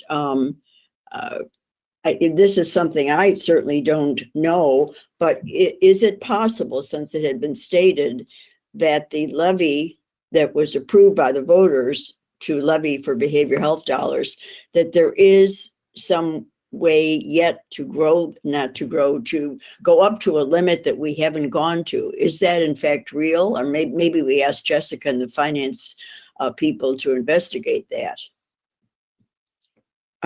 Is our levy? That's No. Go ahead. the imaginary limit. Yeah, and that's where I don't, you know, if we're talking, what we're talking, reality here, or what we think is possible. But that had been mentioned, and I think particularly now getting into what we hope is post-pandemic, the department is probably going to need more revenue for some of our other services as well.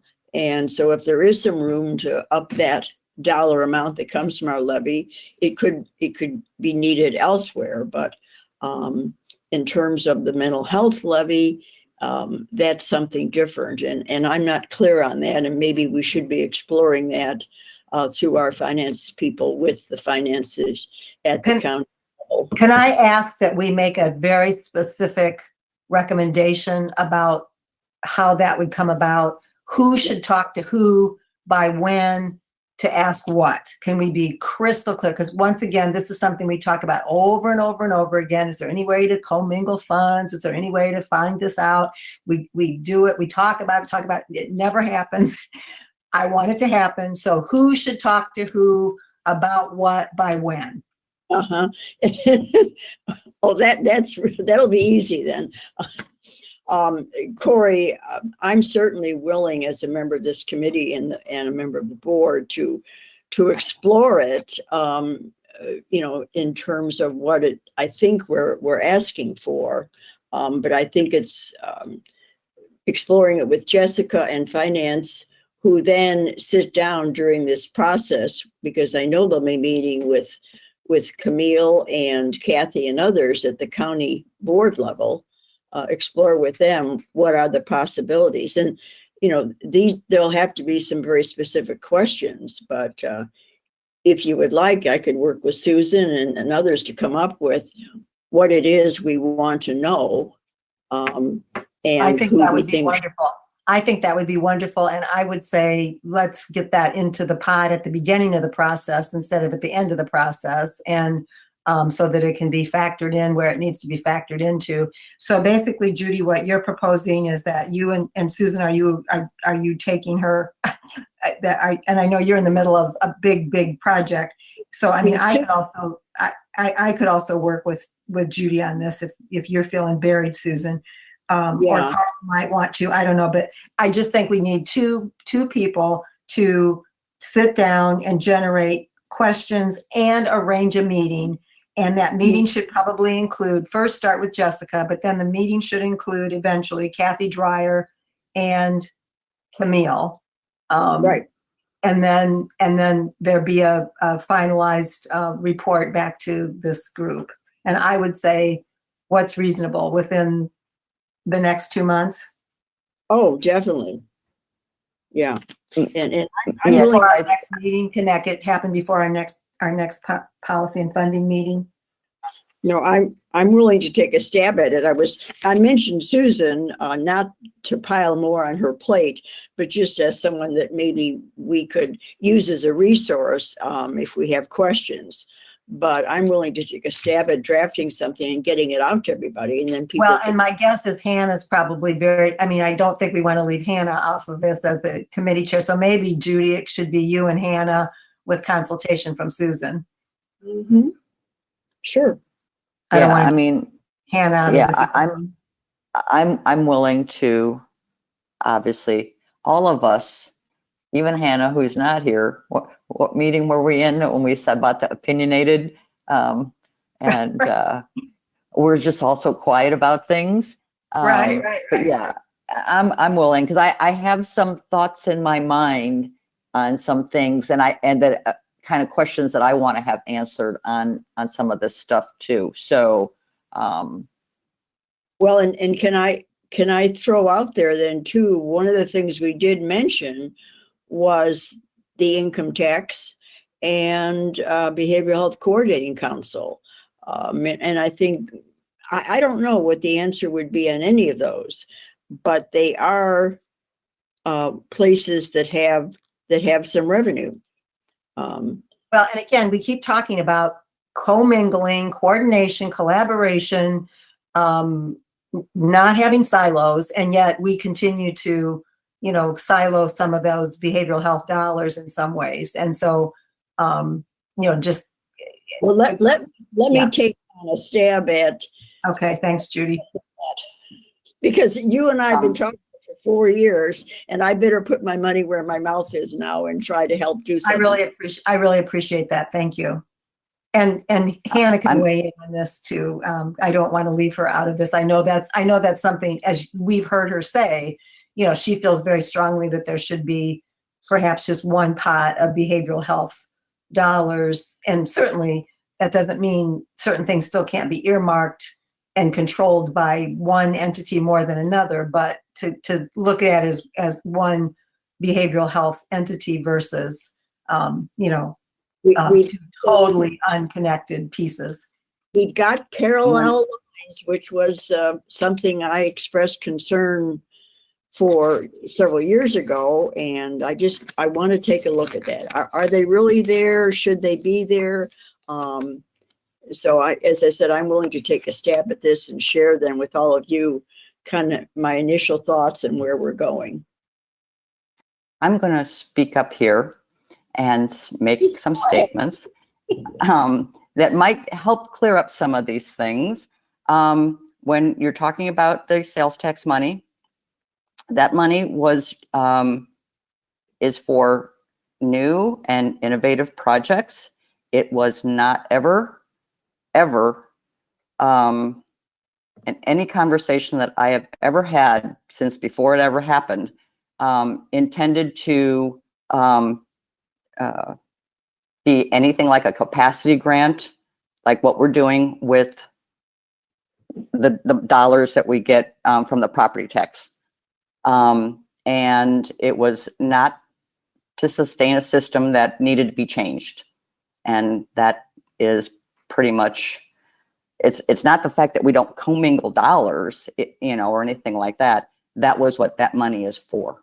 And so it's a silo, but not a silo, because the purposes are different. It's just like, Medicaid billing versus capacity grants from the state, kind of thing. They're very different, but they're still there.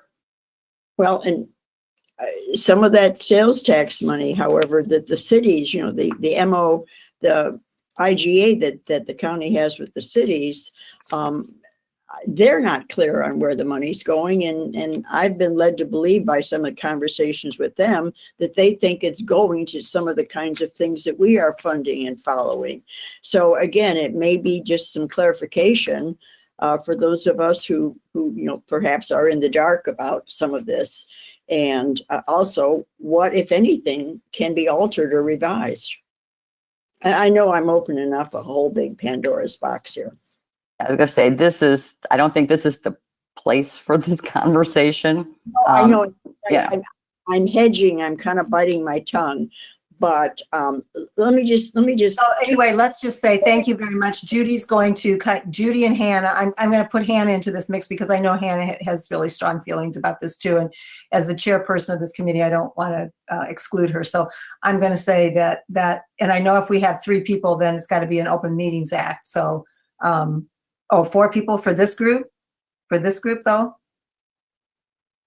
For this group, there's how many people on it? On the committee, there's only 5. So we Well, can, then 2 people can't do it. You can't have 2 together but because a quorum is 3. A majority of a quorum is 2. okay, so it's just one person, but I can then share and solicit input for people, can I not? If I am the committee? If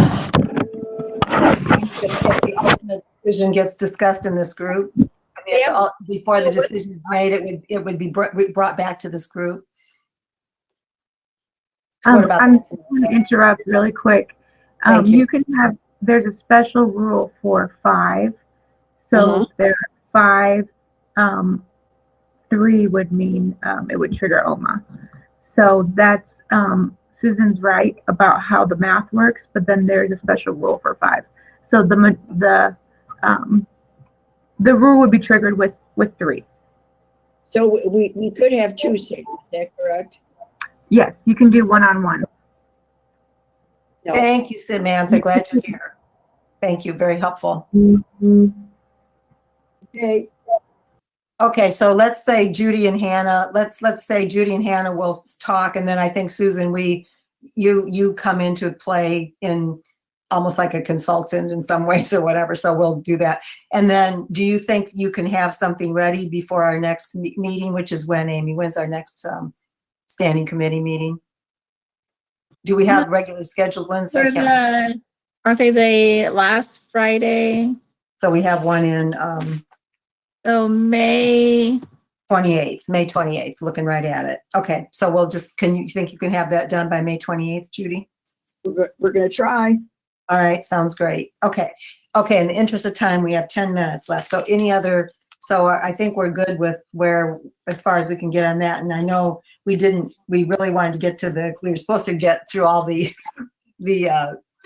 actual forms and everything. As usual, we didn't. So I think we'll have to come back to the forms. But I think what was good about today is now that we kind of know what our thinking is about the renewal process and the questions we want to have answered, that may change what we want in some of the template, as well as, and so just kind of think about, I think now let's go through these forms, both the blank one and the ones that have been completed, and think about, as a renewal RFP, what could be struck? What would we not need to have in it? Does that make sense, Amy, to you?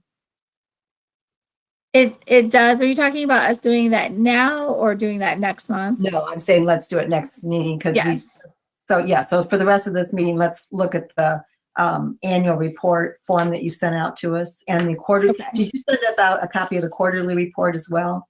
Yeah, you did. That is the quarterly report, and it has the last page is the annual report numbers, but that's the quarterly report template. The first page is. Okay, so I'm looking right now, so we're all on the same page. I'm looking at the side of the sheet that says Board of Health Behavioral Health Program Quarterly Report. And we have on it, so I'm looking at the side that says description of each reported section throughout the report. Is everybody there with me? So it says financial report, statistic report, historical statistic data, and summary report. Everybody looking at that? So she is referring to, I shared it on Thank- the screen. Thank you. Okay, so Thank that- you. Yeah, and if you want to look at last year's quarterly report or the most recent quarterly reports we got, you know, we aren't changing a whole lot other than, I guess, did we decide to take off funding that is not mental health? I'm sorry, health department funding. We decided to take that off. So just real quick, I worked with Hannah last week on cleaning some of this up. And so as far as like where it says, all right, I'm gonna have to stop sharing my screen for a second to look at a different document. So as far as each quarter represents the actual Board of Health expenditures, and I put that on the financial piece for the quarter. So that's not the overall expenditures and revenues for the entirety of the program.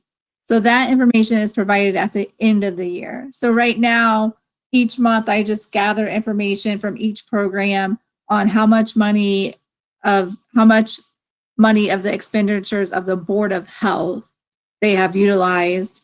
And then at the end of the year, they give me the total amount of expenditures for the entirety of the program, including Board of Health, but other expenditures and all of the revenue. So right now, I don't collect that monthly or quarterly.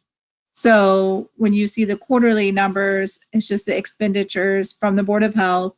And then when you see the annual numbers, it's the entirety. And so can you do me a favor, Amy? Can we add to this that at the very top, there would be some place of like the total allocated dollars for the year from the health department? So let me share my screen again. I think that's on there unless I'm not. Maybe I'm not seeing it. So right here. Oh, okay. I was looking at the other side. Okay. So you're saying, so funding amount, so that's where that would be.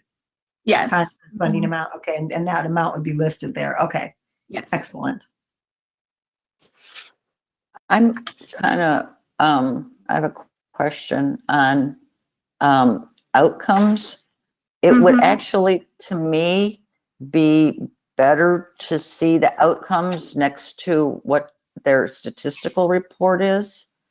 Okay. Because that way I can see that they are meeting their out, instead of having to flip a page kind of thing. And it's like, okay, so what's that outcome or whatever?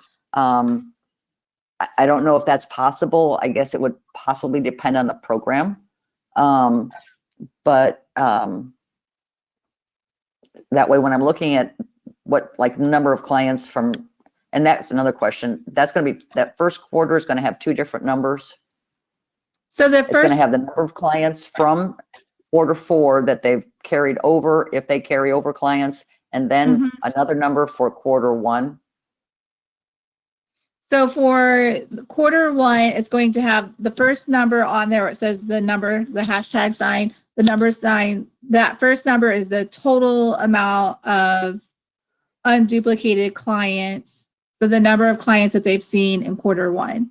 And then in parentheses, I'll have 2 numbers. So that will be a breakdown of that first number. So then that second, the parentheses will be, this is the number of clients they carried over from quarter 4. And then this is the number of new clients in 2021. Okay, so and like I said, I don't know if it can be done with outcomes on some of that kind of thing. And So- maybe that would be, or I guess because I mean, obviously you have like, outcome 1.1 and outcome 1.2, which could get really kind of messy. But then again, I don't know how that would be able to have just on like one page, one thing that you can look at very easily without saying, Well, oh, well, in quarter 2 that. Okay, so I think I'm following you. So, because originally I was thinking, so it wouldn't be able to fit on one page, but originally I was thinking just because on this page I'll have like, this is the what objective and goal 1 is. This is what outcome 1 is. And then here's the information. So I could just, instead of having that as kind of like an appendix, and that was suggested before, was that, well, this is too much information on too many pages on one program, and then you have to flip to get to the next program. So that's why it's kind of like, it was set up as an appendix. But I could move like this information. So if this is on like path, I could move that information up to here, but it's going to be more than one page. It would be however many pages it takes to have all of those outcomes, or else you're not know what knowing how the outcomes, in order for people to make sense of them, Susan, they've got to be spelled out well enough that it's going to be a narrative in some, I mean, there's going to be lines of print. And so I feel like it probably should be on its own page, because otherwise, if you try to abbreviate it to get it small enough, you're going to lose some of the meaning of what the outcomes are actually measuring. I mean, think. one thing I could do, so if we want to keep the appendix, so there's easy reference like program to program of like the kind of the numbers, and then you have the narrative more at the end of the appendix.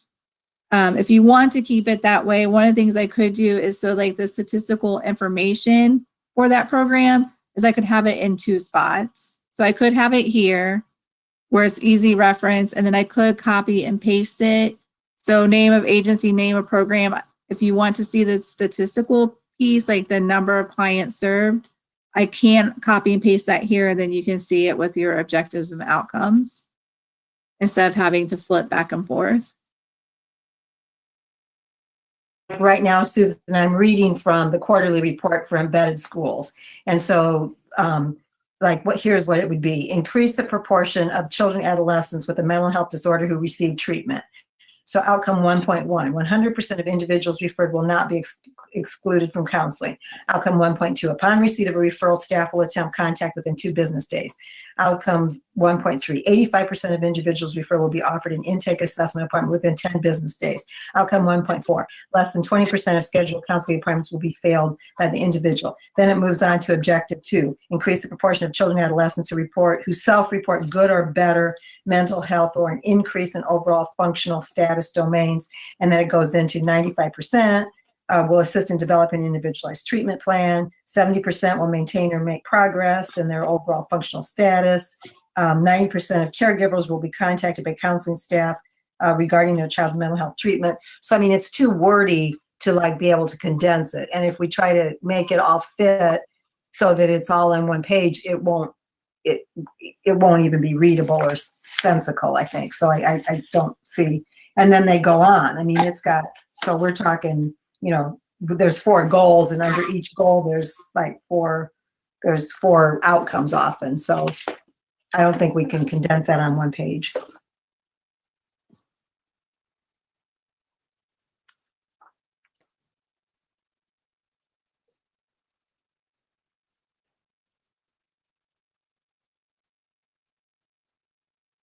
But I do like what you said, Amy, that the numbers served are where you said that they would be. So we're not having to flip to see that kind of a thing. Okay, so have those in 2 spots. Yeah, that'd be great.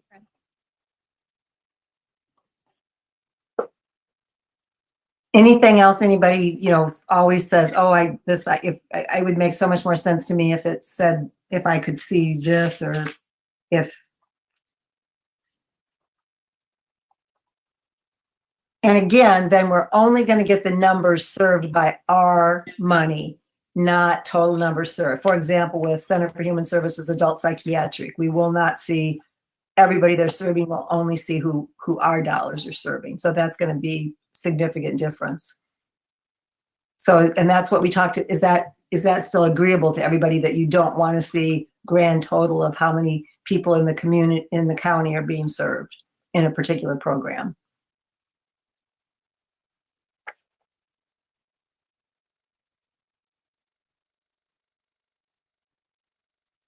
I think it wasn't that we didn't want to see how many people are being served. We wanted to know how many people were being served by our dollars. and it is still nice to know how many people are being served overall. But Yeah, I think that agree. Yeah. one of the things that I think was more we didn't want to see the program deficit or if they, made money, whatever kind of thing. That overall program funding, we weren't looking at looking at all those pieces of it. I still think it's important that we know how many people are being served by some of these things in the county, whether it's our funding or not, because we're looking at behavioral health as a whole, I totally agree, health because thing, I think we lose important information if we don't see the totality. So can Amy, that be still put back in there? And I don't know how we designate that different, maybe just total served versus numbers paid, funded by the health department.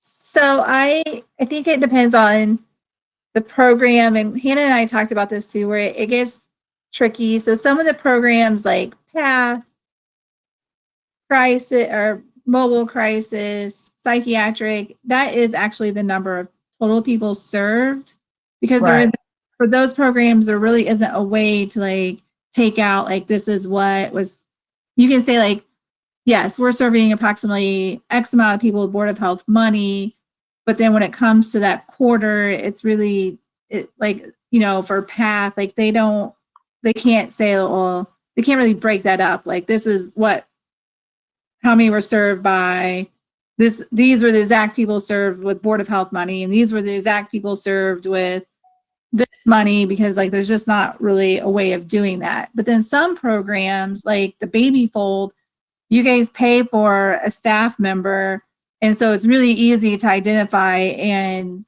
with like NAMI, ending the silence, you're the only funding source for that program. So when you start mixing in other funding sources and other staff members providing services at only X amount, like a certain percentage for the Board of Health, and another certain percentage for other funding, it becomes really complicated.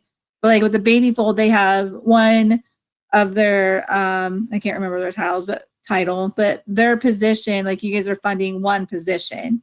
And so it's easy for them to say like, this is our caseload. So this is how many is being served by the Board of Health. But then Healthy Start can say like, this is how many is being served by the entire program. So it gets very confusing, and it's not that easy to do because of all these factors. But I can definitely make note on where it says statistical report. I can make note on there that this is with all funding sources, or this is the Board of Health funding. That'd be great. Thank you. To the best I get. Thank you for, again, there's things that we sometimes just forget how many variables go into some of this. So thank you. Yep. Okay. So anything else then, or are we pretty okay then with how it looks to everybody? Okay. One of the things really quickly too, like hopefully this is a winner template and you guys are getting the information that you want. But one of the things Hannah and I talked about last week too is like, it's still definitely fluid. So it is still going to evolve. And so as we're moving forward, hopefully it can be structured, continue to be, meet this basic structure. But if there's other things that come up or aren't making sense, like it can always still be formatted or edited. I just want to make sure that you guys are seeing it's useful in what you're seeing, and it's easy to understand the numbers or the information. And I think it's really good to have that historical data. I think that, and are we happy with 2-year comparison? Is that enough, everybody, or would you prefer a 3-year comparison? So I would just say real quickly on that, like for like 22, if you want a 3-year comparison, that would be easy to do. But for now, I would prefer just a 2-year comparison, because I know that these numbers are pretty standard because this is the time I started, versus in 2018, I wasn't at the health department. And I think there was some different numbers were being collected. And so it may just not provide a good historical data, because I'm not comfortable with 2018 sharing. I would say that as we move forward, though, I would like to have a 3-year comparison then when we can get there. Because I just think that's more of a trend data than just 2 years, especially with this coming year coming up. You know, it's going to be maybe a kind of a aberrant year. So, okay. All right. I think we're, for the good of the cause, we're ready to tell her to go with that for right now. We don't need to vote on that, do we, Amy? No. Okay. I have a comment on Go the ahead, Susan. comparisons and stuff like that. And I can't remember because I don't have any of the reports in front of me. Corey probably has them spread out all over and Amy knows them by heart. The quarter, when you're talking about quarters, and agencies that are using the state fiscal year too, and are they reporting? I can't remember if they said like our Q1 would really be their Q3, and how if they're saying that in their reporting. I can't remember that. So Amy most could of them refresh my do, yeah, most of them follow the state fiscal year. Some even follow like a October through September fiscal year. It's very different. But the way that the reporting is coming in, it's like I don't have any concerns with fiscal year versus calendar year because they're tracking the information we need. They're tracking based off of the calendar year. So as far as like with their fiscal year, like those reports, yes, like the state, they may be on Q3 for the state, but they're on Q1 for us. But like they do all of the agencies do a really great job of they're following whatever fiscal year they have to report. And it seems to be working out well. I guess a little trickier with like budgeting, but they seem to have it down pretty good. It's good. Okay, thank you very much. Okay, so I'm going to move on. Carly, you wanted to say something? We need to, I just have I a don't know if we question. have a hard stop here pretty soon or not. I don't know how long our wonderful tech people are going to hang in here with us. Go I ahead, just have a Carly. real quick question. On the funding timeline, there's an action item for the Board of Health agenda in May. Are we ready to move forward with? I was trying to find it while you were talking. Are we ready to move forward with that? So Carla, that action item would be, I'm gonna stop sharing my screen. If I remember correctly, that action item would be like for the focus areas or the priority areas.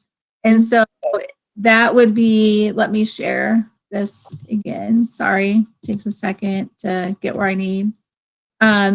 So that action item would be approving this.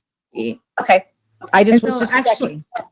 Yep, and I'm actually really glad you brought that up because I was wondering if it would be beneficial for me to share this with Jessica to put into the packet for that action item so everyone has that access to seeing it.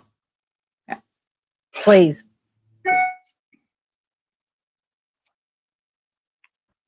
That's it. That was the only question I had because I know that Jessica and I are meeting next week to do the agenda. So I just wanted to be sure we got that on the agenda. Okay, I will get this to Jessica then very quickly. The one thing I do want to say is, we have not really heard yet from all entities about the needs of youth with coming back to school for the fall and even how they're ending the year and all of that kind of stuff. So, that whole youth substance use, because they do work on social emotional skills, I think we're pretty good because we're covering more than just substance use. But I mean, I feel like I want to make sure that this does not lock us into, this pretty much says we've already got every single dollar allocated, and I realize we haven't voted yet or people haven't even applied, but I just want to be clear, and again, I'm asking, not telling, that we still have some flexibility here. If, for example, someone comes to us and says, based on what the needs that I'm hearing from families, then, we feel like there should be a different model for kids, that maybe it should be a more family-based service that we're offering. Maybe it maybe it needs to be, parent support.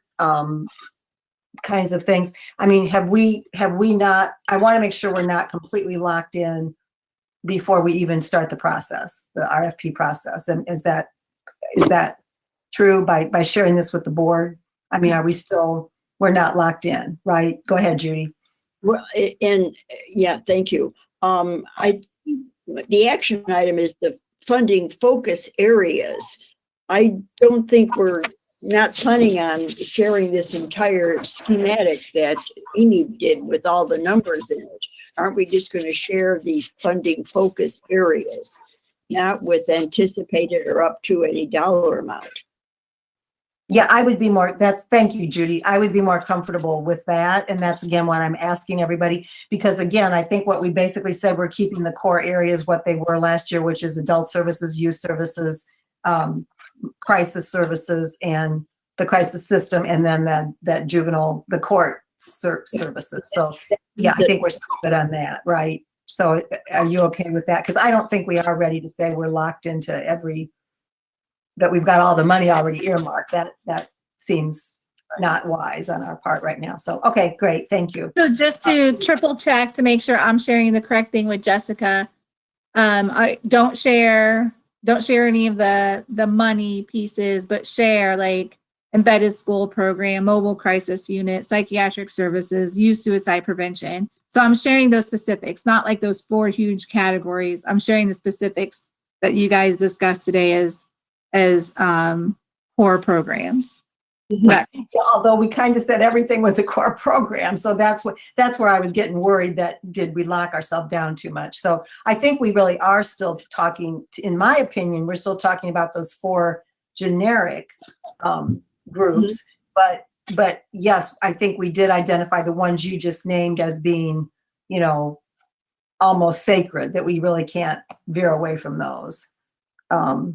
I mean, you can share everything with Jessica that we talked about today, obviously. I just need to know what to share. But I'm saying more what we're bringing to the board. I don't think we're ready to bring beyond that, the whole thing to the board. Focus areas, that's all we're sharing. Yeah.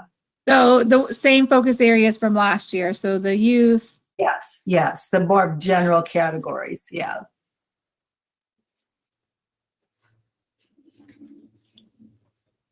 Okay, and so the other big takeaway from today's meeting is we definitely want to, I think at our next meeting, we definitely want to create a way to gather information about what agencies might be, what dollars they might be getting because of special, Recovery Act dollars or local grants, state grants, whatever. So that we've got to figure out a way to do that. And then the other takeaway is Judy and Hannah are going to be creating some things to look at funding beyond just these dollars. And then we're going to look at the template next time, thinking of it in terms of renewal, as a renewal document. Okay. And then should we try to approve the minutes real quick? Do I have a motion to approve the minutes? Judy, thank you. Do I have a second? Second. I do have one. Okay, so Judy first and Carla second. Go ahead, Judy. Item C, the last paragraph of item C before it goes to number 5. Corey reported on CHS adult psychology. It should be psychiatry. Thank you. Just for the good of the history here. Adult Okay. psychiatry. Thank you very much.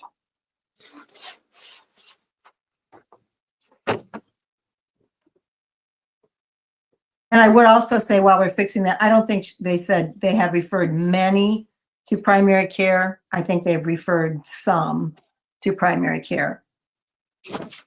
Although, and again, it's some that they were not able to serve. They're not referring clients there. They're referring ones that they could not serve to primary care. So I would just say have referred some to primary care providers.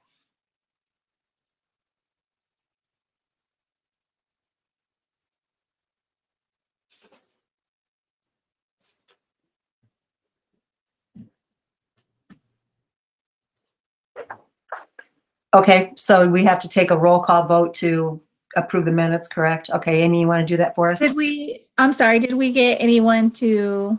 Carla seconded it. I seconded. Oh. With those amendments, with those changes, right, Carla? Oh, okay. Okay, sorry, I missed that piece. And just for like our purposes, when we go back to do the minutes, who made the motion, the first motion? Okay, so Yeah. Judy, Carla seconded. Okay, perfect. For roll call, Carla Pohl, Approved. Susan Schaefer, Yes. Cory Tello, Yes. and Judy Buchanan. Yes. Okay, I think, is there anything else that any of us can think about? We went through a lot today. Thank you, everybody. I appreciate everybody's good brains and perspective. And again, I love this group. We get it all out there, and that's fabulous. So You're getting very good at herding the cats. I like this. I love the process. Okay, so do I have do I need to do a motion to adjourn? I can just say adios. Okay, thank you all so much. And Hey, everybody. Have a great day, guys. bye-bye. Thanks. Bye. And thank you, IT people. You're wonderful.